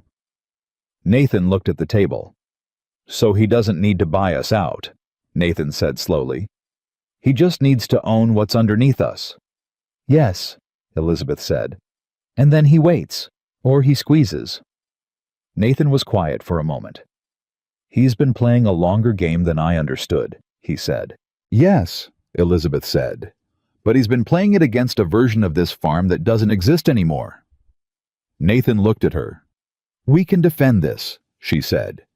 The historical documentation, the beneficial use argument, the geological evidence, it's a strong case. But we need to present it properly. I don't know how to present anything to a Territorial Land Commission. I do, Elizabeth said. He looked at her steadily. You've done this before. My grandfather was party to 2 water rights disputes in his career, she said. I watched both hearings. I read every document filed in both cases. I was 17 the first time and 22 the second. She held his gaze. I didn't come here ignorant of how these things work, Nathan. He absorbed that. What do we need? He said. She was already reaching for her notebook. Roy heard about the letter that afternoon and came to the kitchen door with his hat in his hands and a look on his face that was careful but not uncertain. How bad? He said. Manageable, Elizabeth said from the table where she was writing. What does manageable mean in this situation? Roy said. It means we have 31 days and enough documentation to make a solid case, Elizabeth said. It also means we need Whitmore's original petition thrown out before the commission, rather than simply defended against. She didn't look up. There's a difference between surviving a challenge and dismantling the challenge entirely. Roy looked at Nathan. She's right, Nathan said. And before you ask yes, I know that's harder. How much harder? Roy said. Elizabeth looked up. His petition was filed under a holding company called Crest Valley Land and Water, she said, which is registered in the name of a man named H. Gideon Farrow, who lives in Denver and appears, based on the county records I've reviewed, to have no actual connection to any active land use in this territory. She set her pen down. To invalidate his petition under beneficial use requirements, we need to prove that H. Gideon Farrow is a fiction, a paper entity created specifically to hold a speculative claim. Roy frowned. Is he a fiction? I believe so, Elizabeth said. But I need to confirm it. How? Nathan said. Elizabeth looked at him. I need to go to Denver, she said. The kitchen went very quiet. You want to go to Denver? Nathan said carefully. Before the hearing, I need access to the corporate registration records for Crest Valley Land and Water. The Territorial Business Commission keeps those. If Faro is a shell, the registration documents will show it incomplete filing requirements, false addresses, something. She paused. We can't win this by defending our claim alone. We win it by proving their claim is fraudulent. Nathan looked at her for a long moment. Roy looked at the floor. Denver is 4 days by train, Nathan said. 3.5 if you take the early departure from Creston, Elizabeth said. I'd need a week there to research properly, back within 12 days. Which leaves 19 days before the hearing, Nathan said. Yes. And during those 12 days the harvest preparation. Roy knows the rotation schedule, Elizabeth said. I'll write out everything he needs. The wheat won't need intervention for 10 days. The well casing will be done by Friday. She held Nathan's gaze. I wouldn't go if I didn't believe it was necessary. Nathan looked at Roy. Roy shrugged. She found the water, he said simply. I'd listened to her about Denver. Nathan looked back at Elizabeth. I should go with you, he said. Someone needs to be here, she said. And I need you at this farm right now more than I need you on the train. She paused. I know how to do this, Nathan. He stood. He walked to the window and looked out at the north field, where the well casing crew was still working. He stood there long enough that Elizabeth could see him working through the calculation, the risk of her going against the risk of not going, the cost of trusting her fully against the cost of not. She waited. She had learned when to wait. He turned around. I'll drive you to the station tomorrow morning, he said. He walked her to the platform. It was early that particular gray-pink light before the sun had fully committed to the day, and the station was quiet except for a freight handler and the station master checking the schedule board. Elizabeth carried her travel bag and the oilcloth packet of documents and her grandfather's notebook. Nathan carried nothing. He had his hands in his coat pockets and he walked beside her and didn't say much until they were standing at the platform edge. Then he said, I don't like this. I know, Elizabeth said. Not the plan, he said. I understand the plan. I mean... He stopped. He looked at the track. Elizabeth waited. You've been here 6 weeks, he said. And I've gotten used to you being here. It was the most personal thing he had said to her. She felt it land differently than other things he'd said, with a different kind of weight. I'll be back in 12 days, she said. I know that. Nathan. He looked at her. I'm coming back, she said. Not the words a woman says to reassure. The words a woman says because they are simply and completely true. He held her gaze. I know, he said, and then more quietly, I just wanted to say it out loud, that I don't like you going. The train announced itself from down the line. Keep Roy on the east rotation, Elizabeth said. Check the well level every morning and record it in the ledger I left on the table. Don't let anyone from Whitmore's operation onto the property. Elizabeth. And the cattle need the supplemental feed through, Elizabeth, he said again. She stopped. He reached out and put his hand over hers briefly where she was gripping the handle of her travel bag. Just for a moment. Then he stepped back. Come back in one piece, he said. The train pulled in. She picked up her bag and walked toward it. At the step she turned. The north field will need first irrigation from the new well by the time I get back, she said. Don't wait for me. He almost smiled. Always working. Always, she said, and stepped onto the train. Denver was everything. Creston was not loud, dense, moving at a speed that felt slightly too fast for comfortable thinking. Elizabeth checked into a boarding house on Market Street recommended by the station master in Creston, a clean and quiet place run by a woman named Mrs. Hollis, who asked no questions and provided good coffee. And the next morning, Elizabeth was at the Territorial Business Commission office before it opened. She spent 3 days in the records room. The clerk, a young man named Abel, who wore his hair carefully parted and who had the alert expression of someone who genuinely liked the work of filing, brought her box after box of registration documents and seemed pleasantly surprised by someone who actually knew what they were looking for. Crest Valley Land and Water, Elizabeth said on the first morning. Registered within the last 4 years. Territorial filing, not federal. Abel found it in 40 minutes. Elizabeth opened the file. H. Gideon Farrow listed as sole proprietor. Address 114 Commerce Street, Denver, Colorado Territory. Date of incorporation, 3 years and 2 months ago. Purpose of entity: land and water resource acquisition and development. She wrote all of it down. Then she asked Abel for the city directory. 114 Commerce Street did not exist. She sat with that for a moment. She asked Abel for the street map ledger, the official city planner's record of addresses issued within the city boundaries. Commerce Street in Denver ran from 1st Avenue to 9th. 114 would place it between blocks 5 and 6. It was a loading dock. Elizabeth wrote that down too. Then she went back to the filing documents and started reading everything in the Crest Valley folder with the systematic patience her grandfather had spent years building into her. On the second day, she found the second thing. The incorporation filing required 2 witnesses to the signing. Both witnesses had signed with addresses. The first witness was another Commerce Street address, also non-existent. The second witness was listed as J. Whitmore, Creston, Colorado Territory, with a street address. Not Charles Whitmore. J. Whitmore. She went to the city directory for Creston, which the commission kept in a reference shelf. James Whitmore, younger brother of Charles Whitmore, manager of Whitmore Land Holdings. Elizabeth sat back in the chair. She looked at the ceiling of the records room for a long moment.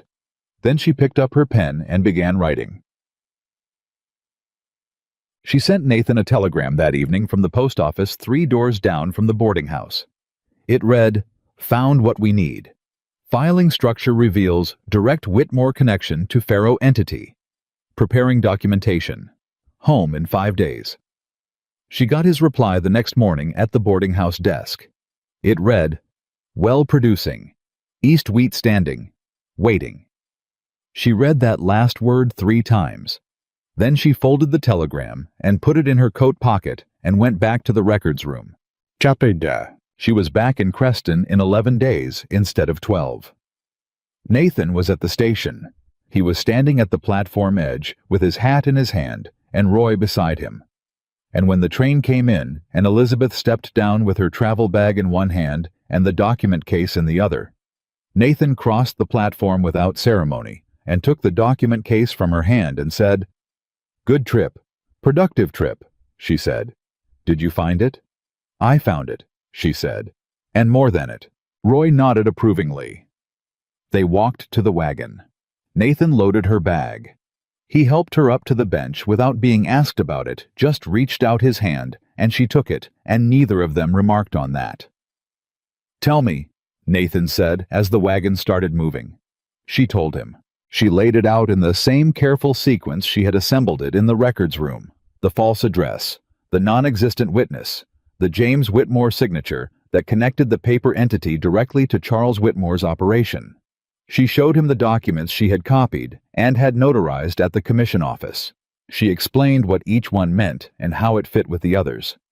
Nathan drove and listened and didn't interrupt once. When she finished, the farm was in sight.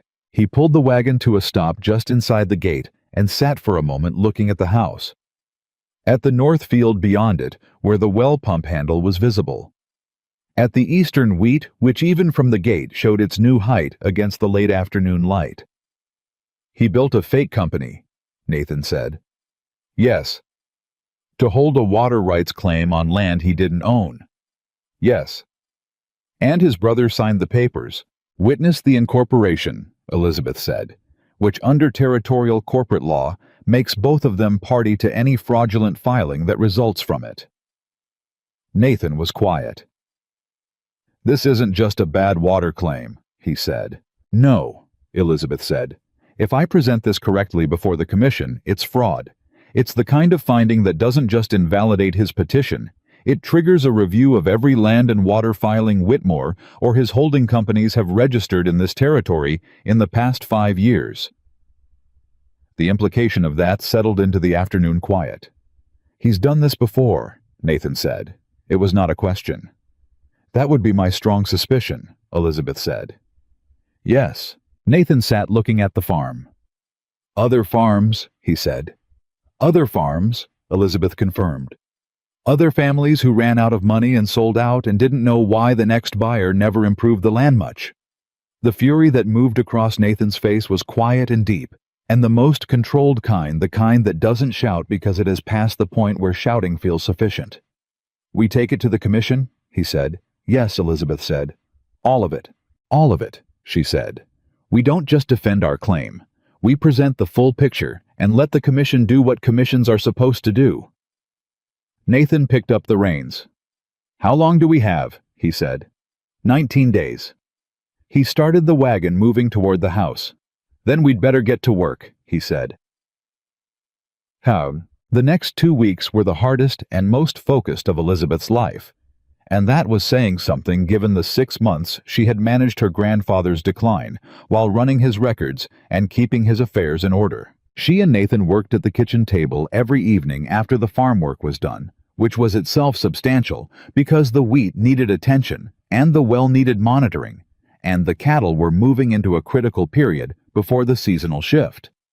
Roy picked up as much of the field work as one man could carry, without complaint and without needing to be asked twice. Elizabeth suspected Roy had seen a great deal in his life and had formed some opinions about what was worth working for. They built the presentation document together, Nathan and Elizabeth, in a genuine collaboration that Elizabeth had not quite expected. She had prepared herself to explain and persuade, to guide a man through material he didn't know toward conclusions she had already reached. What actually happened was different.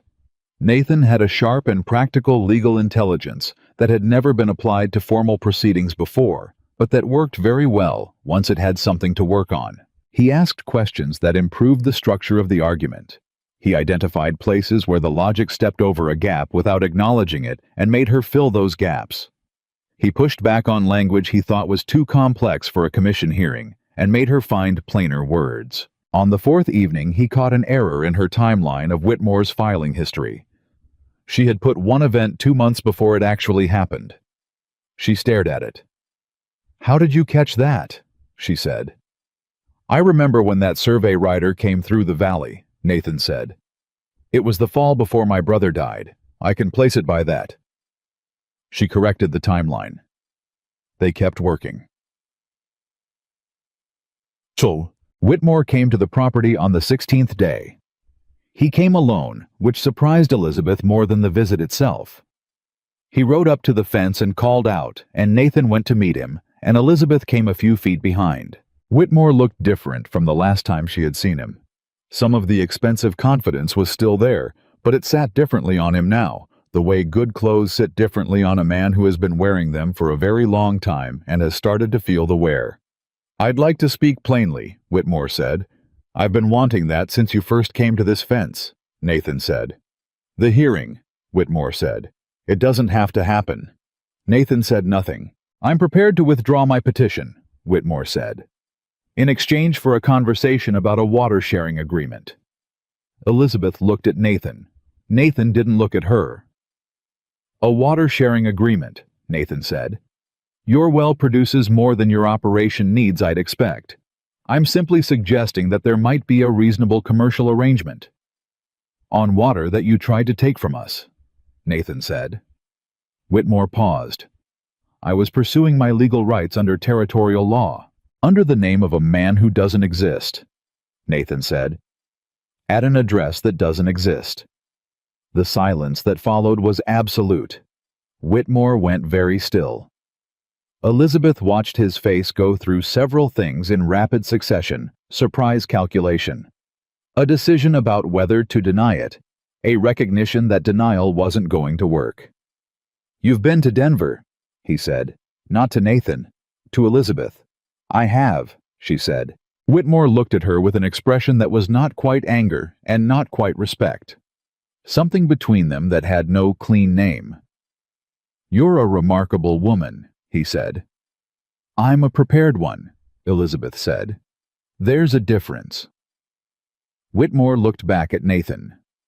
"The commission hearing happens in 3 days," Nathan said. "As scheduled." "Nathan." Whitmore's voice dropped into something quieter and more deliberate. "We've known each other for 15 years. I don't want to see this become something that damages us both." "It won't damage us both," Nathan said. "I expect it'll damage you considerably more than it damages me." Whitmore looked between them.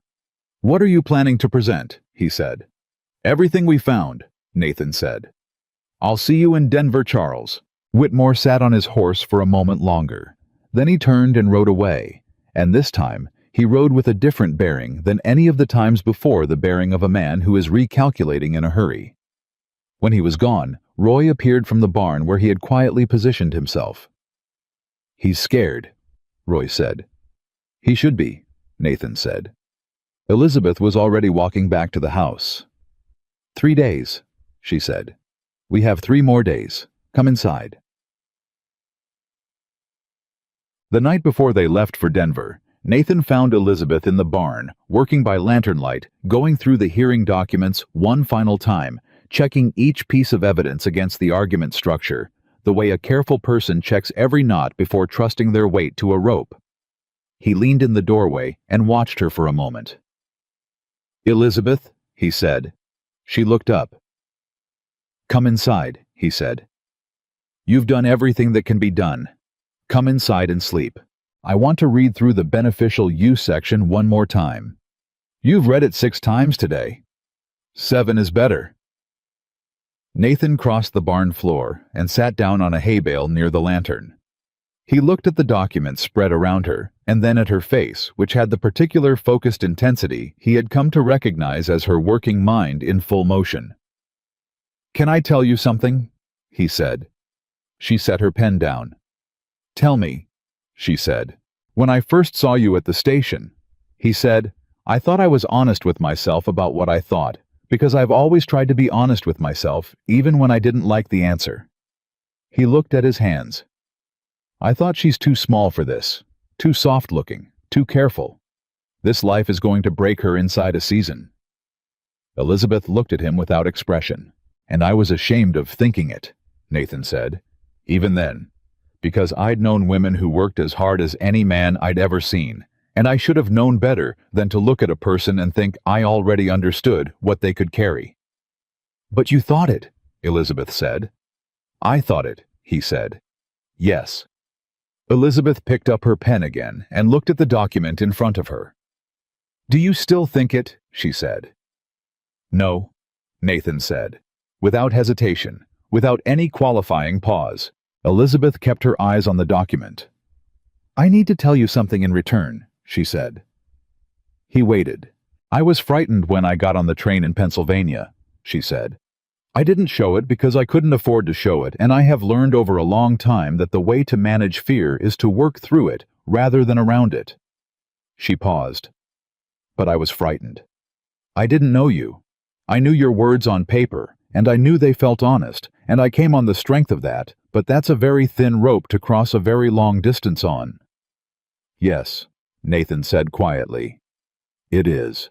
I want you to know that," she said, "because in 3 days we're going to walk into a commission hearing and present everything we have, and it's going to work. I believe it's going to work." She looked up at him finally. "But I needed you to know that I didn't come here invincible. I came here the same way you've been running this farm, one day at a time, betting on what I knew and hoping it was enough." Nathan held her gaze across the lantern light. "It was enough," he said. "Not by myself," she said. He nodded slowly. "No," he said. "Not by myself either." The lantern moved slightly in a draft from the barn door, and the shadows shifted, and neither of them looked away from the other for a long moment. Then Elizabeth looked back at her documents. 7 times, she said. Nathan stood. "I'll make coffee," he said, and he walked back toward the house through the dark, and Elizabeth held the hearing brief in her hands and read it one more time, and outside the north field was quiet, and 40 feet below it, cold, clean water moved steadily through the earth, waiting for morning. They left for Denver on the first train out of Creston. Roy saw them off from the wagon, standing with his hat in both hands, and the particular steady expression of a man who doesn't say much but means everything he does say. "I'll check the well level morning and evening," he said. "Wheat's fine. Cattle are fine." He looked at Elizabeth. "You've written down everything I need." "Twice," Elizabeth said. Roy nodded. "Then go do what you need to do." Nathan shook his hand. Elizabeth gave him the farm ledger with the daily checklist she had written out in careful columns, and Roy took it the way a man takes something he intends to use properly, folded it once, and put it in his coat. The train ride to Denver was 3.5 hours. They sat across from each other with the document case on the seat beside Elizabeth and the hearing brief on the small table between them. And for the first hour, they reviewed the argument structure one final time. Nathan asking questions, and Elizabeth answering them until they had run through every exchange she could anticipate from the commission, and several she was less certain about. Then Nathan set the brief down and looked out the window, and Elizabeth let him, because she understood by now that this was how he processed things, not through talking, but through a kind of interior work that required quiet. After a while, he said without turning from the window, "What's the commissioner like, Halverson?" "I looked him up," Elizabeth said. "He's been with the Territorial Commission for 11 years. He has a reputation for procedural precision. He doesn't tolerate incomplete filings or sloppy arguments." She paused. "But he also has a record of ruling against speculative land claims. 3 cases in the past 5 years where corporate entities filed water rights petitions without demonstrating actual beneficial use." Nathan turned from the window. "He's ruled against this kind of thing before. 3 times. And won those rulings stand." "All 3 were upheld on appeal," Elizabeth said, "which means the Territorial Court agreed with his reasoning." Nathan absorbed that. "So we have a commissioner who already thinks the way we need him to think," he said. "We have a commissioner whose prior rulings are consistent with our argument," Elizabeth said carefully. "That's not the same as having him on our side. We still have to make the case properly." "I understand the difference," Nathan said. "I know you do," she said. "I'm saying it for myself as much as you." He looked at her. "Are you nervous?" he said. She met his eyes. "Yes," she said without hesitation and without apology. Nathan reached across the table and put his hand flat next to the hearing brief. Not on her hand, just near it. Near enough that she could feel the intention of the gesture without it demanding anything from her. "You've prepared for this more thoroughly than most lawyers prepare for most hearings," he said. "I've watched you work. I know what thoroughness looks like, and I know what you've done." Elizabeth looked at his hand next to the document. "Thank you," she said quietly. He didn't move his hand for another moment. Then he picked up the brief and said, "Tell me about the beneficial use statute one more time. I want to make sure I understand it well enough to answer if Halverson asks me directly." And they kept working. The commission building in Denver was a 3-story stone structure 2 blocks from the Capitol, and the hearing room on the 2nd floor was smaller than Elizabeth had imagined. Not a grand courtroom, but a practical workspace, with a long table at the front for the commissioners, and 2 smaller tables facing it for the opposing parties. Whitmore was already there when they arrived. He had come with 2 men, the legal man from the earlier visit, whose name Elizabeth had since learned was a Denver attorney called Forsyth, and a second man she didn't recognize, who carried a large leather case, and had the careful hands of someone who worked with documents professionally. Whitmore himself was dressed in a dark suit that cost more than most families in Creston spent on clothing in a year, and he sat at his table with the composed authority of a man who had been in rooms like this before and knew how they worked. He glanced at Nathan and Elizabeth when they came in. His expression gave nothing away, but his eyes stayed on Elizabeth half a beat longer than they stayed on Nathan, and she read that without acknowledging it. He knew she was the threat. She set her document case on their table and placed the hearing brief on top of it, and sat down and looked at the front table where Commissioner Halverson would sit, and she breathed steadily and thought about nothing except the order of what she was about to say. Nathan sat beside her, close enough that his arm was an inch from hers. "Whatever happens in here," he said quietly, "I need you to know something." She looked at him. "This farm was dying before you came," he said. "Whether we win today or not, you already changed what was going to happen. I need you to know I know that." Elizabeth looked at him for a moment. "We're going to win," she said. He almost smiled. "I know," he said. Commissioner Halverson came in at precisely 9 o'clock, a compact man in his 60s with steel-rimmed spectacles and the unhurried manner of someone who has made enough important decisions in his life that one more, even a consequential one, sits lightly on him. He settled his papers, looked at both tables, and called the hearing to order with the same tone he might have used to ask someone to pass the salt. "This is a hearing on competing water rights claims to the subsurface water source located on the Cole property, Creston County," he said. "Petition number 1-884-W-Cole, filed by Nathan Cole, and challenge petition, filed by Crest Valley Land and Water, represented here by—" He looked at the Whitmore table. "Forsyth," the attorney said, "representing Crest Valley Land and Water." Halverson looked at Nathan and Elizabeth. "Nathan Cole," Nathan said, "representing myself in my water rights filing." He paused. "This is Elizabeth Cole. She'll be presenting our documentation." The use of her married name spoken plainly into the official record landed on Elizabeth in a way she hadn't prepared for.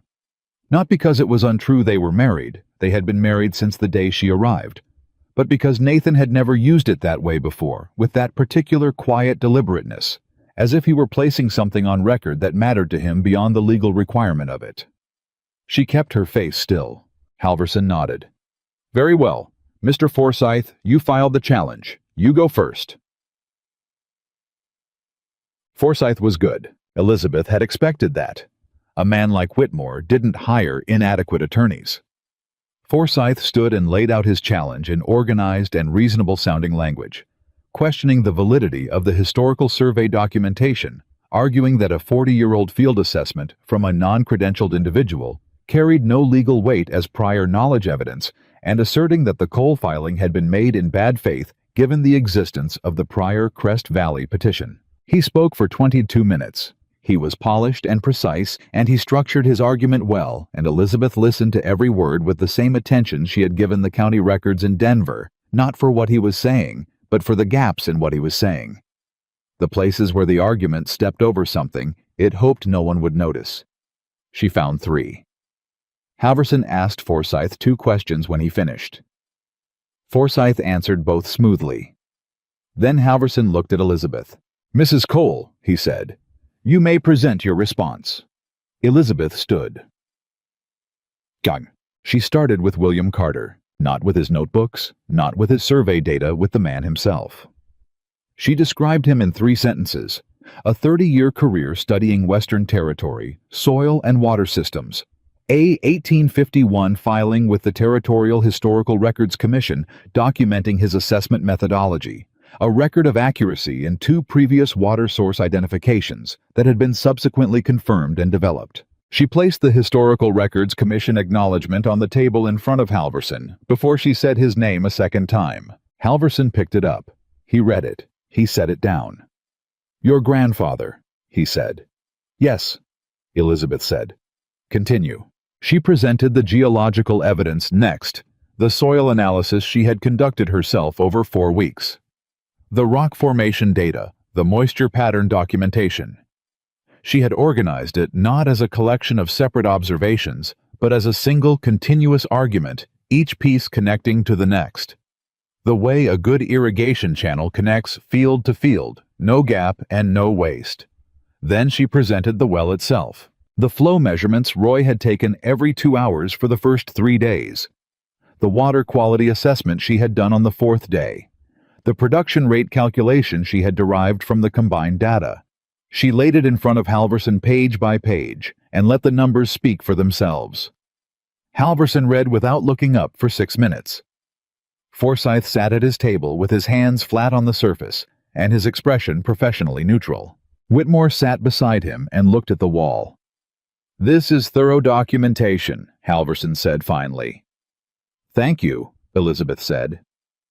Mr. Forsyth questioned the validity of the historical survey as prior knowledge evidence, Halverson said. "How do you respond to that?" The territorial statute on prior knowledge evidence requires documentation that predates the competing claim and establishes reasonable basis for belief in the resource's existence. Elizabeth said, "My grandfather's survey predates the Crest Valley petition by 37 years. It identifies this specific valley by geographic coordinates and describes the subsurface water indicators with precision sufficient to guide our well location. The well is now producing at the rate his notations projected." She paused. "If that doesn't satisfy the prior knowledge standard, I'd respectfully ask Mr. Forsyth to identify what would." Halverson looked at Forsyth. Forsyth had an answer prepared. He gave it smoothly, the credentialing argument again, the absence of formal certification. Elizabeth was ready. "The statute specifies documentation," she said when Halverson looked back at her. "It does not specify the professional credentials of the person who created it. If it did, the Commission would be required to invalidate the survey work of every self-trained frontier prospector whose water findings have ever been used to establish a rights claim in this territory." She placed a sheet on Halverson's table. "I have 14 examples of Commission rulings upholding uncredentialed survey documentation over the past 20 years. The third one on the list was Commissioner Halverson's own ruling in the matter of Briggs versus Alta Water Holdings, 1878. Halverson looked at the sheet. He looked at it for a long moment. Then he looked at Elizabeth over the top of his spectacles. "You've done your research," he said. "Yes, sir," she said. "Johnny." That was when she put the Denver documents on the table.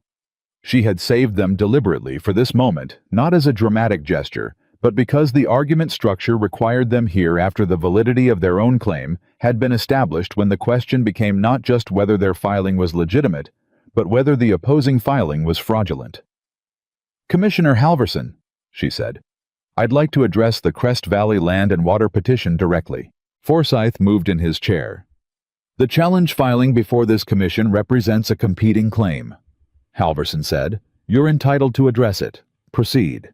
"Crest Valley Land and Water was incorporated 3 years and 2 months ago," Elizabeth said. "The sole proprietor of record is listed as H. Gideon Farrow of 114 Commerce Street, Denver." She placed the corporate registration document in front of Halverson. 114 Commerce Street does not exist. It falls between recognized city blocks 5 and 6 on Commerce at a location occupied by a freight loading dock. The room was very quiet. "I verified this with the Denver City Planner's Office and the street directory maintained by the Postal Service," Elizabeth continued. She placed both documents in front of Halverson. "H. Gideon Farrow's address is a fabrication." Forsyth said, "Commissioner, the witness address on a corporate filing." "The proprietor address," Elizabeth said clearly. "Not a witness address. The sole proprietor's address of record." She looked at Halverson, not at Forsyth. Under territorial corporate law, a false proprietor address renders the incorporation invalid. An invalid incorporation cannot hold a legal petition before this commission. Halverson's expression had not changed, but something behind his eyes had become very focused. "You said you'd like to address the petition directly," he said. "Is there more?" "Yes," Elizabeth said. She placed the final document on the table. The incorporation filing for Crest Valley Land and Water required 2 witnesses to signing, she said. The first witness provided a false address consistent with the false proprietor address, likely the same individual or no individual at all. The second witness is listed as J. Whitmore, Creston, Colorado territory. She let that sit for exactly the right amount of time. James Whitmore is the younger brother of Charles Whitmore, who owns the adjacent property to the coal farm and who has expressed repeated interest in acquiring the coal property over the past 3 years. Every person in the room looked at Whitmore. Whitmore's face had gone through several things in rapid succession. Elizabeth watched it happen and kept her own face completely still. The entity that filed the challenge petition before this commission, Elizabeth said, was incorporated with a false address, a false primary proprietor, and witnessed by a direct family member of the party who stands to benefit from the challenge's success. She paused. This is not a competing water rights claim. This is a fraudulent instrument designed to cloud title and obstruct legitimate property development. She placed her hands flat on the table. I respectfully request that the Commission invalidate the Crest Valley petition and confirm our water rights filing as the sole valid claim on record. She sat down. The hearing room was completely silent. Nathan did not move beside her, did not reach for her hand or shift in his chair or make any gesture that broke the stillness. But she could feel the steadiness radiating off him, the particular quality of a man who has put his full weight behind a decision and is completely at peace with where he stands. Halverson looked at the documents on his table. He looked at Forsyth. "Counselor," he said, "would you like to respond to the documentation regarding the corporate registration?" Forsyth was quiet for a moment that lasted slightly too long.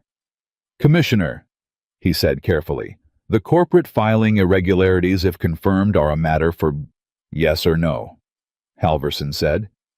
"Is 114 Commerce Street a valid address in Denver?" Another pause. "I would need to verify." "I have the city planner's record in front of me," Halverson said. He had picked up the document Elizabeth had placed before him. He read from it directly. "Commerce Street, Denver City Block designation ends at 112. 114 is unassigned." He set the document down. "That is a no." Forsyth said nothing. Halverson looked at Whitmore. Whitmore looked back at him. It was the first time in all the weeks Elizabeth had watched Charles Whitmore operate that she saw him have nothing to say. "Mr. Whitmore," Halverson said, "is the James Whitmore listed as witness on this incorporation your brother?" A long moment. "Yes," Whitmore said. His voice was quiet and entirely controlled, but it had changed. The expensive confidence was still there in the posture, in the suit, in the set of his jaw. But his voice had lost the thing underneath it that had always made his confidence feel like a wall rather than simply an attribute.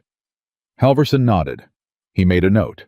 Then he looked at the full spread of documents on his table and was quiet for a while that felt much longer than it was. "I'm going to take a recess," he said. 30 minutes. In the hallway outside the hearing room, Nathan stood with his back against the wall, and Elizabeth stood beside him, and neither of them said anything for a moment. Then Nathan said, "That was, don't," Elizabeth said. "Not yet." He looked at her.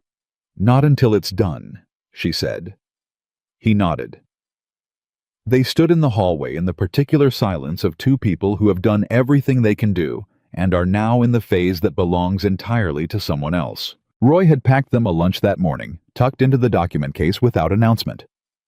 2 biscuits wrapped in cloth and a small jar of preserved peaches. Elizabeth found it when she opened the case looking for a document and sat with it for a moment before she understood what she was looking at. She showed it to Nathan. He looked at it. He looked at her. Something crossed his face that was private and deep, and not quite reducible to a single emotion. "That man," Nathan said quietly. "Yes," Elizabeth said. She handed him one of the biscuits, and they stood in the hallway outside the commission hearing room and ate Roy's lunch in the 30-minute recess, and didn't need to say anything else. When Halverson came back, he sat down and arranged his papers with the same unhurried precision he had brought to the beginning of the hearing, and Elizabeth watched his hands and tried to read nothing into the way he arranged things, because she had learned long ago that trying to read outcomes before they were spoken was a way of spending energy you needed for the moment after. He looked at Forsyth first. "The Crest Valley Land and Water Petition is invalidated," he said. The corporate entity was incorporated with false identifying information under territorial law, and the witness connection to the challenging party constitutes a conflict of interest sufficient to void the filing entirely. He paused. I am referring the matter to the Territorial Attorney General's office for review of potential fraud in relation to any other filings associated with Crest Valley Land and Water or its principals. Forsyth wrote something on his notepad. Whitmore did not move. Halverson looked at Nathan and Elizabeth. The coal water rights filing is confirmed as the sole valid claim on record, he said. The documentation presented is thorough and credible. The historical survey data meets the prior knowledge standard under territorial statute. He removed his spectacles and looked at Elizabeth directly. Mrs. Cole, your grandfather's work is now formally part of the territorial water rights record. Elizabeth held very still. Thank you, Commissioner, she said. Halverson put his spectacles back on. This hearing is closed, he said, and picked up his papers and left the room. Whitmore walked past them on the way out. He stopped. Nathan and Elizabeth both looked at him. He was quiet for a moment, not the calculating quiet of the fence line visits, not the composed authority of his entrance to this hearing room. Something more stripped than either. Your wife is formidable, he said to Nathan. I know, Nathan said. Whitmore looked at Elizabeth. I underestimated you. Most people do, Elizabeth said. Once, something moved through Whitmore's expression. She thought it might have been underneath everything a recognition of something real, the particular response of a man who has met someone who genuinely beat him, and is in some unwilling way capable of acknowledging it. He walked out without another word. Forsyth followed him. The hearing room was empty. Nathan and Elizabeth stood beside their table with the documents spread in front of them, and the case closed and the outcome settled, and the strange lightness of a very heavy thing having been put down filled the room in the way that silence fills a space after a long, loud effort. Nathan picked up the confirmed filing notice that Halverson's clerk had delivered at the end of the hearing. He read it. He read it again. He set it down carefully. Then he turned to Elizabeth and said, We need to send Roy a telegram. Elizabeth laughed. It came out unexpectedly genuine and sudden, and it surprised her as much as it surprised him. Nathan looked at her face when she laughed, and something happened in his own expression, a kind of unlocking something that had been held carefully for a long time, simply releasing. And he laughed too quietly, and then less quietly, and they stood in the empty commission hearing room in Denver and laughed together for a moment that had nothing carefully managed about it at all. When it settled, Elizabeth wiped her eyes with the back of her hand and looked at the confirmed filing notice on the table. We should find the telegraph office, she said. Yes? Nathan said. He picked up the document case. He held out his other hand. Elizabeth looked at it. Then she took it. They walked out of the commission building together into the Denver afternoon, and Nathan kept her hand in his, and Elizabeth let him, and neither of them said anything about it, because there was nothing that needed saying.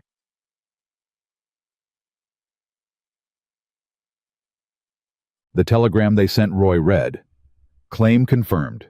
Whitmore petition invalidated. Referred to Attorney General. Home tomorrow.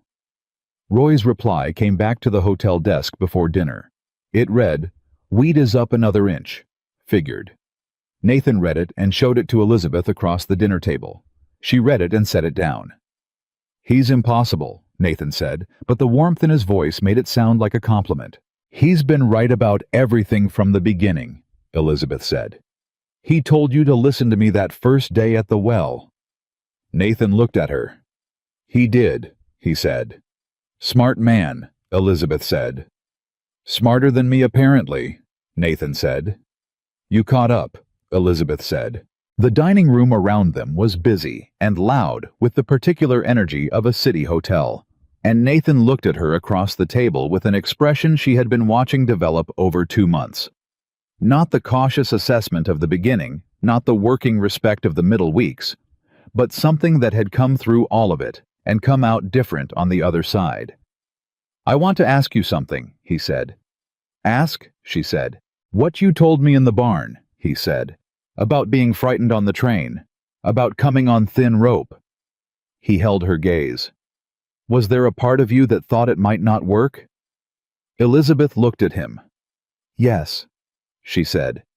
"The land might not have had what the notebook suggested. You might have been a man who couldn't be reasoned with. The bank might have moved faster than we could." She paused.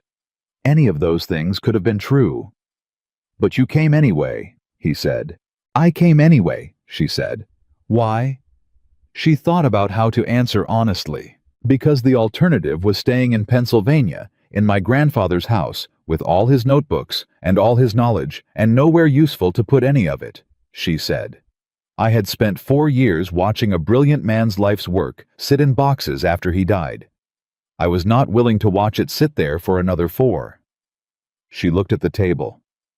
"And because your letter told the truth. And I have always bet on the truth, even when it's uncomfortable." Nathan was quiet. "I'm glad you bet on this one," he said. Elizabeth looked at him. "So am I," she said. Nathan looked at the telegram from Roy on the table between them. At the confirmed filing notice beside his plate. At Elizabeth's hands on the tablecloth, the hands that had been in the soil of the North Field, and in the records rooms of 2 counties, and across the table from a territorial commissioner that afternoon. "The farm is going to be different now," he said. "Yes," Elizabeth said. "Not just the water, the whole thing." He seemed to be working toward something.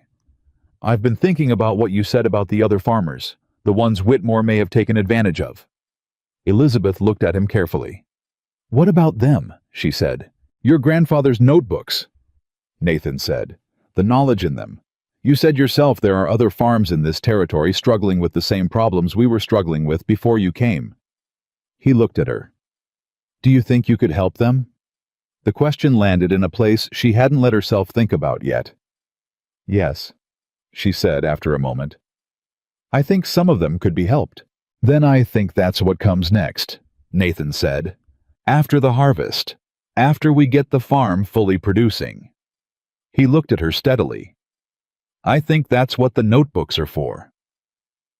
Elizabeth sat across from him in the Denver hotel dining room, with the confirmed filing notice on the table, and Roy's telegram beside it, and everything they had built in 2 months sitting between them like a foundation rather than a finish line. She thought about her grandfather, who had spent 30 years paying attention to things most people walked past, who had written it all down because he believed it would matter to someone eventually.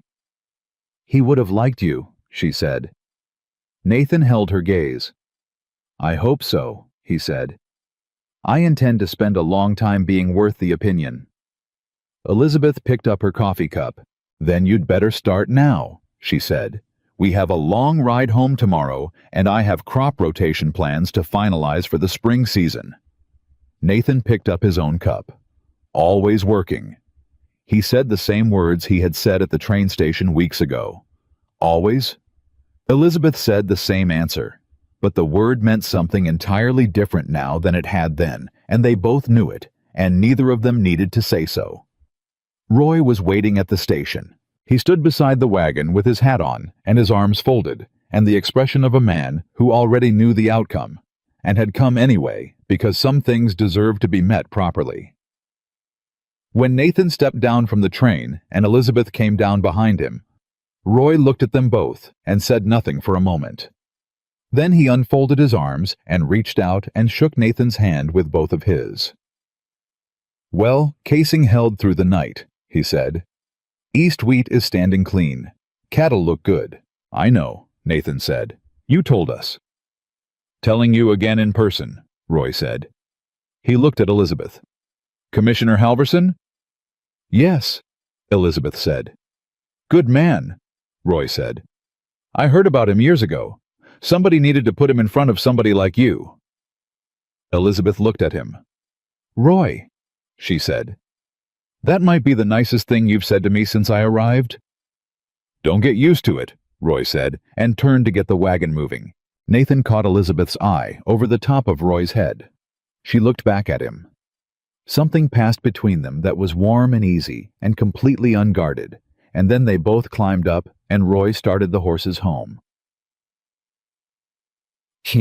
The farm looked different when they came through the gate, not because anything structural had changed in the 2 days they had been gone.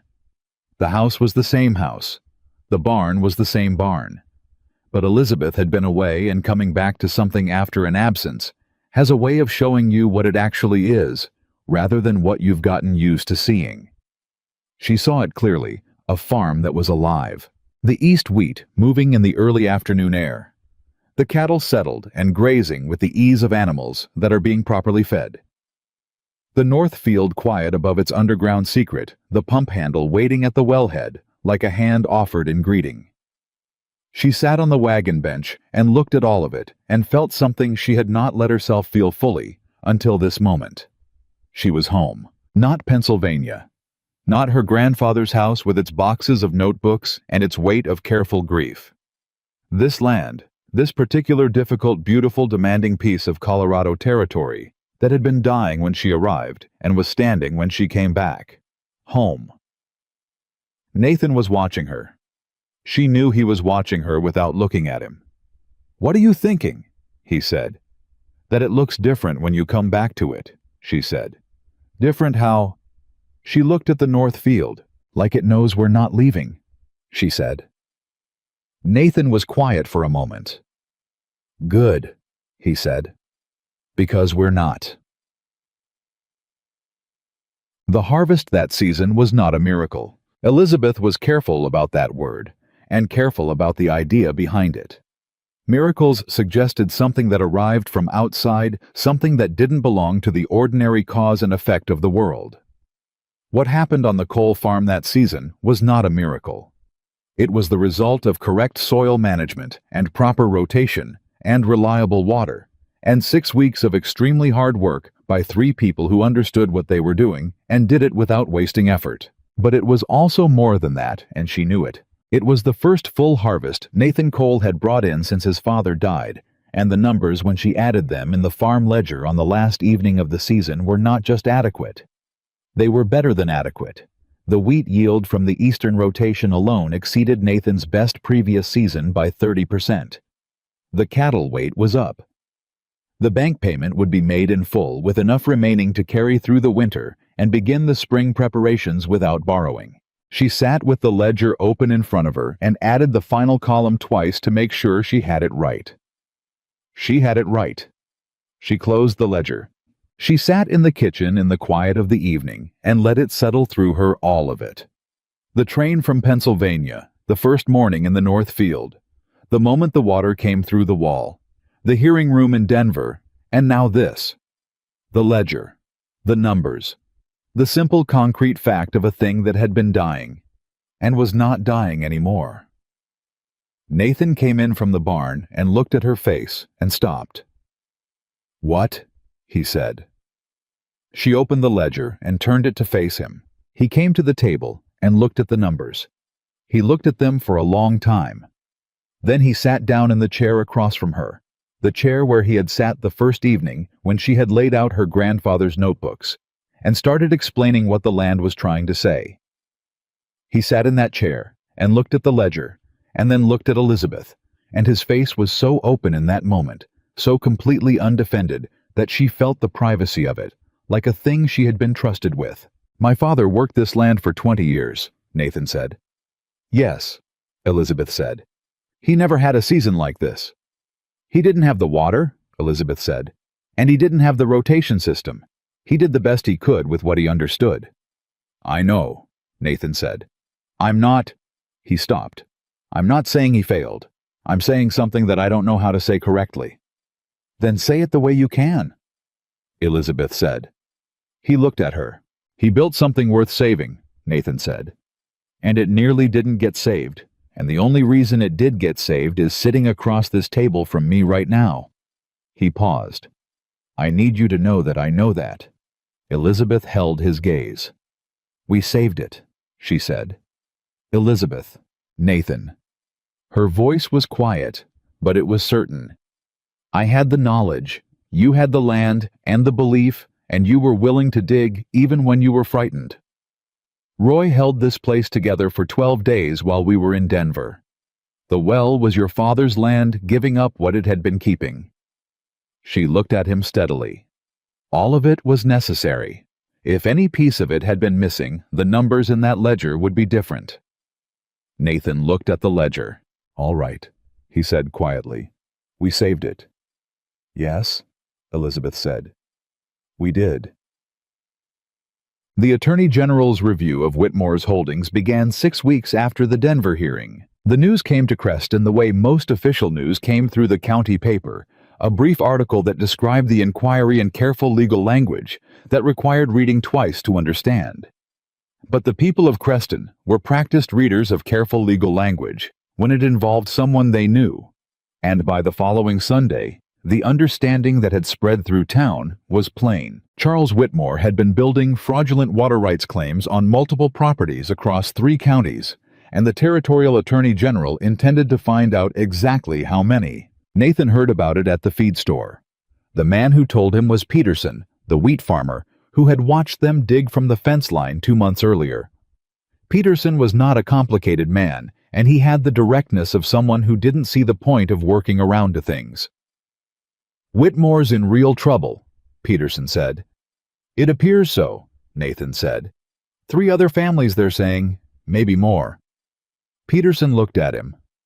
"Your wife found all of this. She documented the connection between the Crest Valley entity and Whitmore's operation," Nathan said. The Attorney General's office followed the thread from there. Peterson was quiet for a moment. "I told my wife about the rotation thing," he said. "What your wife did with the wheat. Martha looked it up in a book she had and said she thought it was right."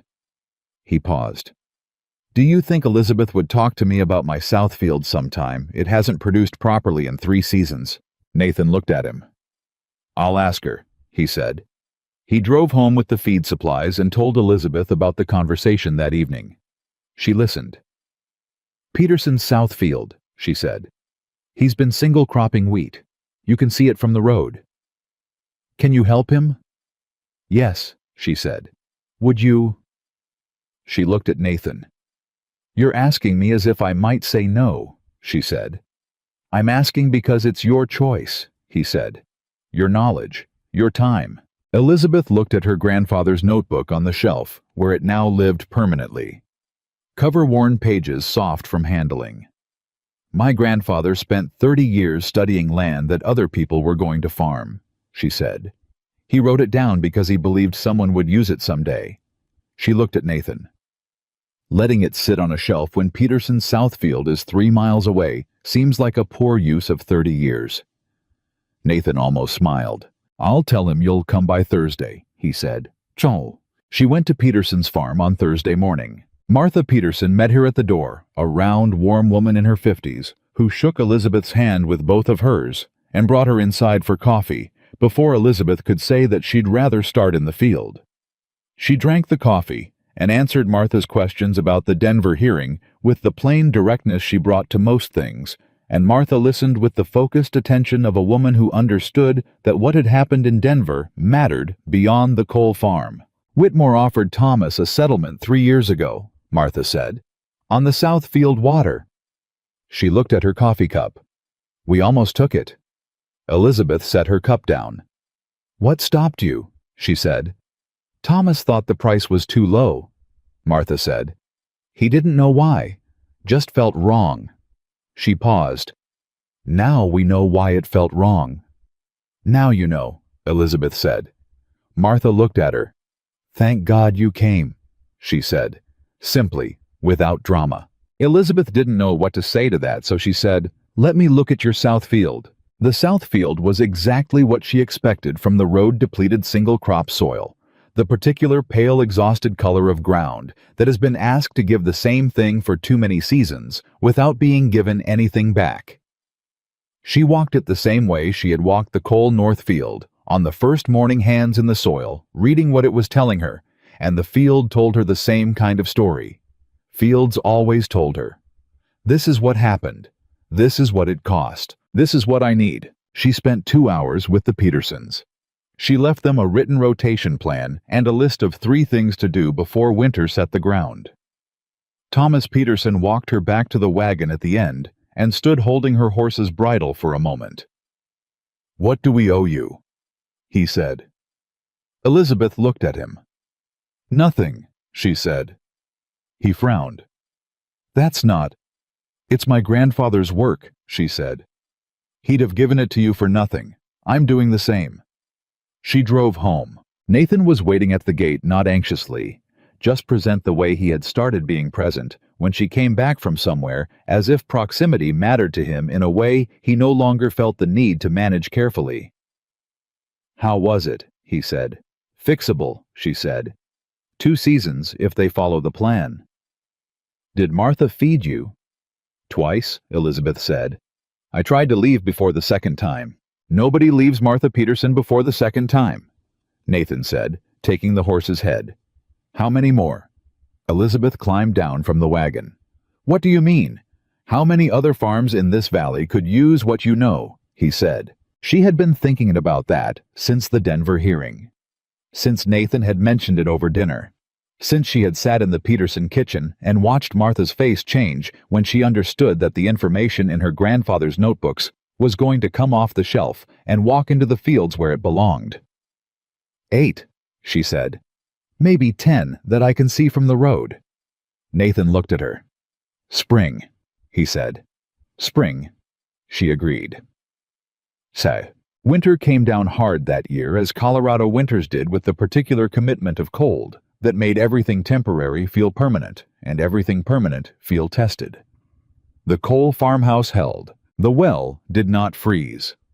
The depth of it kept the water below the frost line, and the system Elizabeth had designed for the pump housing kept the mechanism workable through the worst weeks.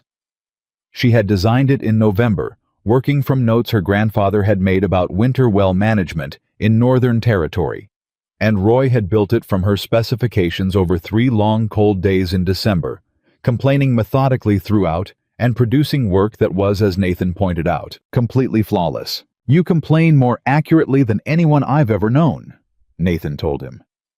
"Everything you complain about turns out fine, and everything you don't mention turns out to need attention."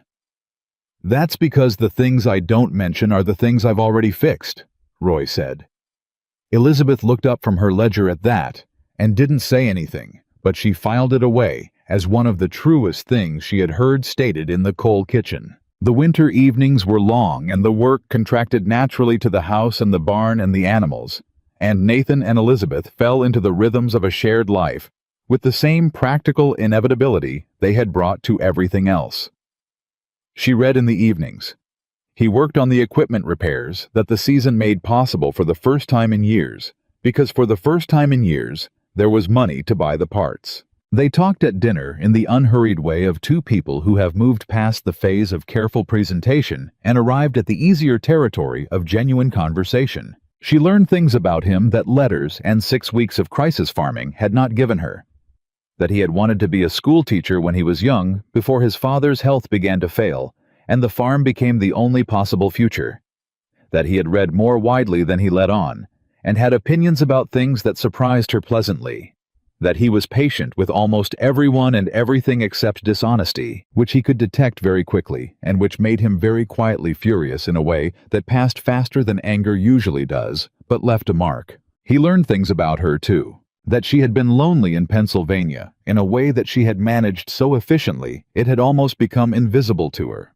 That she had her grandfather's habit of thinking in long chains of cause and effect that sometimes took her somewhere unexpected and left her quietly startled by what she found there. That she laughed more easily than he had initially understood. That the composed and careful exterior she wore by default in new situations was simply the practical armor of a person who had learned early that the world did not always receive what she had to offer with generosity. One evening in January, deep in the winter, Nathan looked up from the equipment manual he was reading and said without particular preamble, "I want to marry you properly." Elizabeth looked up from her notebook. "We are married," she said. "We signed papers," he said, "in front of a justice of the peace at the Creston courthouse on the day you arrived with Roy and the justice's clerk as witnesses, And then we drove directly out to the farm, and you asked to see the north field." He paused. "That was the ceremony."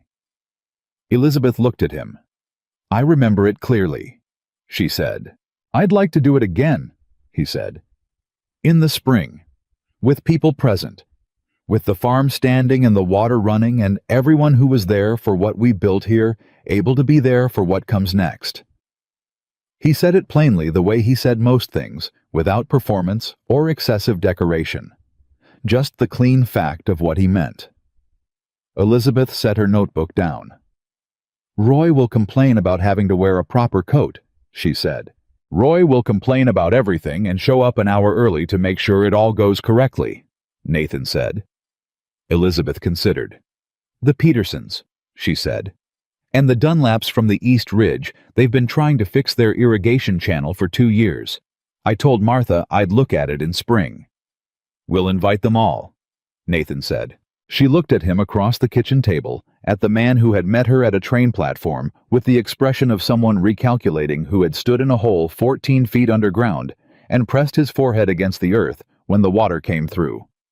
Who had sat across from her in a Denver hotel and said he intended to spend a long time being worth her grandfather's good opinion. "Yes," she said. He nodded once, picked up his manual. She picked up her notebook. Outside, the Colorado winter pressed against the house, and the well held its cold, deep water far beneath the frost, and the wheat that would grow in spring was already arranged in Elizabeth's plans on the pages of her grandfather's notebook, waiting for the ground to soften and receive it. The wedding happened on the second Saturday of May. The farm was in full preparation for the season, and Elizabeth had insisted that the ceremony be in the morning, so they could return to work in the afternoon. A condition Nathan had agreed to without argument, because he had learned that arguing with Elizabeth's sense of practical priority was an activity with a very poor return rate. Roy arrived at 6 in the morning to help set up. He wore a dark coat that was clean and well-pressed, and that he had clearly prepared with significant effort, and he complained from the moment he arrived until the moment the ceremony started. About the coat, the chairs that Nathan had borrowed from the church, the placement of the chairs, the weather, and the fact that the east irrigation channel drip he had been monitoring for 2 days was going to need attention before the end of the week. "Then we'll attend to it Monday," Elizabeth told him.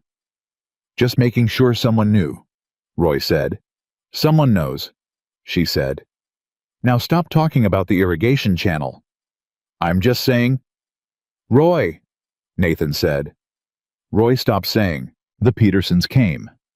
Thomas shook Nathan's hand, and Martha brought a pie and hugged Elizabeth in the direct and enveloping way Martha Peterson did everything, and Elizabeth, who was not naturally given to receiving embraces from relative strangers, found that she did not mind it at all. The Dunlaps came from the East Ridge, a couple in their 40s, who had heard about the coal farm through Peterson, and who had sent Elizabeth a letter in February asking about the irrigation problem, which she had answered in 6 pages of detailed analysis that had apparently convinced them she was either a genius or insane, and they were willing to find out which.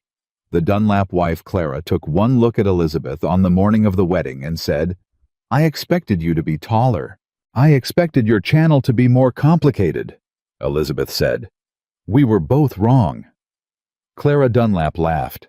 Elizabeth thought she was going to like her. Neighbors came who had watched from fence lines and heard about the water and the Denver hearing and had formed opinions. Some of them had believed the rumors Whitmore spread in the early weeks. Some of them had not. Most of them were honest enough in the private way that people in small places are honest when they think no one is tracking the score, to know that they had underestimated the woman who arrived from Pennsylvania with 1 suitcase and a worn leather notebook. Peterson stood with Nathan before the ceremony and said something Elizabeth was close enough to overhear. "You got lucky," Peterson said. "I know," Nathan said. "No, I mean really lucky. Once-in-a-lifetime lucky." "I know that too," Nathan said. "I think about it." "Does she know you think about it?" Peterson said. Nathan looked across the yard to where Elizabeth was talking with Martha and Clara, standing with the composed attention she brought to conversations. She was genuinely interested in her notebook in her hand, because she had remembered something Clara said and wanted to write it down before the ceremony started. She knows most things, Nathan said. The ceremony was short. The minister from the Creston Church had agreed to come out to the farm because Martha Peterson had asked him, and nobody in the county said no to Martha Peterson about things that mattered. He stood in the morning air with his book and read what needed to be read and asked what needed to be asked, and Nathan and Elizabeth stood in front of him and answered. When it was done, Roy led the gathered group in a short round of applause that he performed with the expression of a man fulfilling a social obligation he found unnecessary but was willing to execute correctly. Nathan looked at Elizabeth in the moment after just the two of them in the small space of a public occasion where private things happen. "All right," he said. "All right," she said. He reached out and tucked a piece of her hair back into place where the morning wind had moved it, a gesture so simple and so unself-conscious that it landed on her with the full weight of everything it meant. The two people who came to this, from letters and distance and doubt, and had built something out of it that stood. "The irrigation channel," she said. He dropped his hand. "Elizabeth, I'm just saying we should look at it Monday," she said. Clara described the specific section, and I think it might be Monday, he said firmly. Monday, she agreed. Martha Peterson appeared with the pie, and the morning moved forward, and Roy ate 2 pieces and complained that the crust was too thick, and Thomas Peterson told the story of Elizabeth walking his south field with her hands in the soil and being able to say within 2 minutes what 3 years of bad seasons had failed to tell him. And Clara Dunlap asked Elizabeth questions about the East Ridge water table that led to a 20-minute conversation that wandered so far into soil science that Nathan eventually came over and physically redirected his wife toward the gathered guests by putting his hand at the small of her back and steering. "You can talk about the water table Monday," he said. "She asked me a direct question," Elizabeth said. "Clara will still be asking direct questions Monday." Elizabeth looked at Clara. Clara nodded agreeably. "Monday," Elizabeth said. 3 years later, Coal Valley Farm was known throughout the territory. Not for the story alone, though. The story traveled: the struggling rancher, the mail-order bride, the underground spring, the Denver hearing. Whitmore's fraudulent holdings unraveling through 4 counties as the Attorney General's review expanded into something larger than anyone had initially understood. Stories like that traveled in the way that stories always travel in places where people live close to the difficulty of things. They travel because they are true, and because the truth in them touches something that people who work hard and worry about keeping what they've built understand in their bodies as well as their minds. The farm was known because of what it produced, and because of what it taught.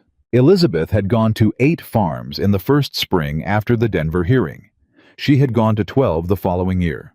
By the 3rd year, families were writing to her from 2 territories away, letters that arrived addressed to Mrs. E. Cole, Coal Valley Farm, Creston, Colorado, and that described soil problems and water problems and crop failures in the careful language of people who had been failing to find help from the people they were supposed to be able to ask. She answered every letter. Nathan built her a proper desk in the room off the kitchen that had been a storage room, and was now the place where the notebooks lived and the letters accumulated, and Elizabeth's careful handwriting covered page after page of analysis and recommendation that went out to people she had never met and probably never would. Roy watched this development with the expression of someone who had expected it all along. "You're going to need more paper," he told her one morning in the 2nd year. "I ordered more paper," she said without looking up. "You're going to need a lot more paper." "Roy, I'm just saying," he said, and went back to the barn. "Shall I?" The twist that 3rd year nobody had anticipated was the letter from the Territorial Land Commission. It arrived on a Tuesday in late spring, formal and official, and addressed to Elizabeth Cole by name, rather than to Nathan, which was itself unusual enough that Nathan brought it to her immediately, rather than leaving it with the other correspondence. She read it. Then she sat very still for a moment. "What is it?" Nathan said. She handed him the letter. He read it. The Territorial Land Commission was establishing a new advisory position, a role that had never existed before, focused on water rights documentation standards and agricultural survey methodology for the Colorado Territory. The position had been created, the letter explained, in direct response to the findings of the Attorney General's review that had followed the Cole versus Crest Valley hearing findings that had revealed significant gaps in how the territory documented and protected small landowners' water access. The commission was requesting that Elizabeth Cole consider serving as the inaugural advisory member for this position. Nathan read it twice. He looked up. Elizabeth was looking at the wall. "Elizabeth," he said. She looked at him.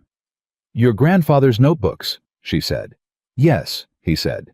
"He wrote them because he thought they should exist, because he thought someone should be paying attention and writing it down." She paused. "He never imagined it would turn into this." "Maybe he did," Nathan said. "Maybe that's why he left them to you and not someone else." She looked at the letter in his hands. "It would mean going to Denver sometimes," she said. "Commission meetings." "I know. The farm. Roy and I have been running this farm." Nathan said, a dry edge in his voice that was entirely affectionate. "We managed before you arrived. We can manage the weeks you're in Denver." Elizabeth looked at him. "I taught you everything you know," she said. "You taught me everything I know about farming," he said. "I knew a great deal about other things before you arrived." "Name one," she said. He opened his mouth. He closed it. "I knew how to drive a team in a blizzard," he said. "That's fair," she said. He held the letter out to her. She took it. She read it one more time. "Yes," she said. She wrote back that afternoon. The reply was 3 paragraphs, precise and professional, accepting the position and outlining 3 conditions she considered essential for the role to be effective, conditions that the commission agreed to within 2 weeks without negotiation, which told Elizabeth something important about how seriously they intended to take what had happened in the Cole versus Crest Valley hearing and everything that had followed from it. Nathan read her acceptance letter before she sealed it. 3 conditions, he said. "They seemed reasonable," she said. "They were entirely reasonable," he said. "They'll also surprise everyone who reads them." "Good," she said. "People should be surprised by what's reasonable. It means they've been settling for less." Nathan looked at her. "Your grandfather," he said. "Did he know you would turn out like this?" Elizabeth sealed the envelope. "He told me once," she said, "that the difference between a person who changes things and a person who doesn't is usually just this: the first person believed the knowledge was worth the effort of using it." She set the letter on the table. "He spent 30 years using his. I intend to spend at least that long using mine." Nathan picked up the letter. He looked at her face, the same face he had seen at the train platform in Creston, measuring him the way she measured everything, the same face he had seen above him at the rim of a 14-foot hole when the water broke through, the same face across a commission hearing table and a Denver hotel and a kitchen table through a long Colorado winter. "Come out to the North Field with me," he said, "before you mail that." She looked at him. "Why?" "Because I want to show you something," he said. She took her coat. Sure. He walked her to the well. Not to the pump mechanism, not to the production measurement post where she recorded the daily flow to the ground itself, the original spot where she had crouched on the second morning and pressed her hands into the earth and known what was underneath it before anyone else had believed it was possible. He stopped there. He looked at the ground and then looked at her. "This is where it started," he said. "The well," she said. "Everything," he said. "You stood here that second morning before I was awake, and you put your hands in the dirt, and you already knew." He paused. "I didn't understand what I was watching. I just knew it was something." Elizabeth looked at the ground. She remembered that morning. The particular quality of the early light. The way the soil had felt between her fingers. The specific texture that her grandfather had described so precisely that when she finally felt it herself, it was like hearing a voice she recognized, even though she had never heard it before. "He stood somewhere like this," she said. "My grandfather, in this valley, 40 years ago, and he wrote it down." She paused. "I used to think about that when I was reading his notebooks as a child. I used to wonder what it felt like to know something that nobody around you knew yet." "What did it feel like?" Nathan said. "When you stood here," Elizabeth thought about it honestly, "like being trusted with something, she said, like the land had been waiting for someone to read it correctly. She looked at Nathan. Like your father built something worth saving, and the only thing it was missing was someone who spoke the right language. Nathan was quiet for a moment. My father would have liked you, he said. He was a stubborn and particular man, and he would not have made it easy, but he would have liked you, the same way he liked things he respected. Roy said something similar about your father, Elizabeth said. First week I was here. Roy knew my father well, Nathan said. Roy has known most things well most of the time, and had the patience to wait for everyone else to catch up. He's still waiting in some cases, Elizabeth said. Nathan looked at her. Are you including me in that? He said. She met his eyes. You caught up, she said. He held her gaze for a moment, and then he reached out and took her hand, the way he had taken it walking out of the commission building in Denver, not as a statement, not as a performance, simply as the most natural expression of where things stood between them. Come back inside, he said. I'll make coffee while you finish the letter. They walked back toward the house together, and the north field was green on both sides of them, and somewhere 40 feet below the ground, the cold, deep water moved through the earth, the way it had always moved, patient and constant, waiting. The same way her grandfather had waited, the same way. Good knowledge always waits, not for the right moment, but for the right person to finally look in the right place. Elizabeth Cole had been that person, and now with the commission letter sealed and the spring rotation underway, and 8 families in 2 territories reading the pages she had sent them with Nathan beside her and Roy in the barn, finding something new to fix with her grandfather's notebooks off the shelf, and finally completely fully in use, she was ready to be that person for everyone else who still needed her. Some women arrived as strangers and became wives. Elizabeth Carter.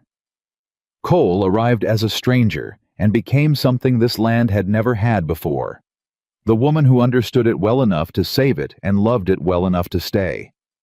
That was the whole story, and it was enough and it was true.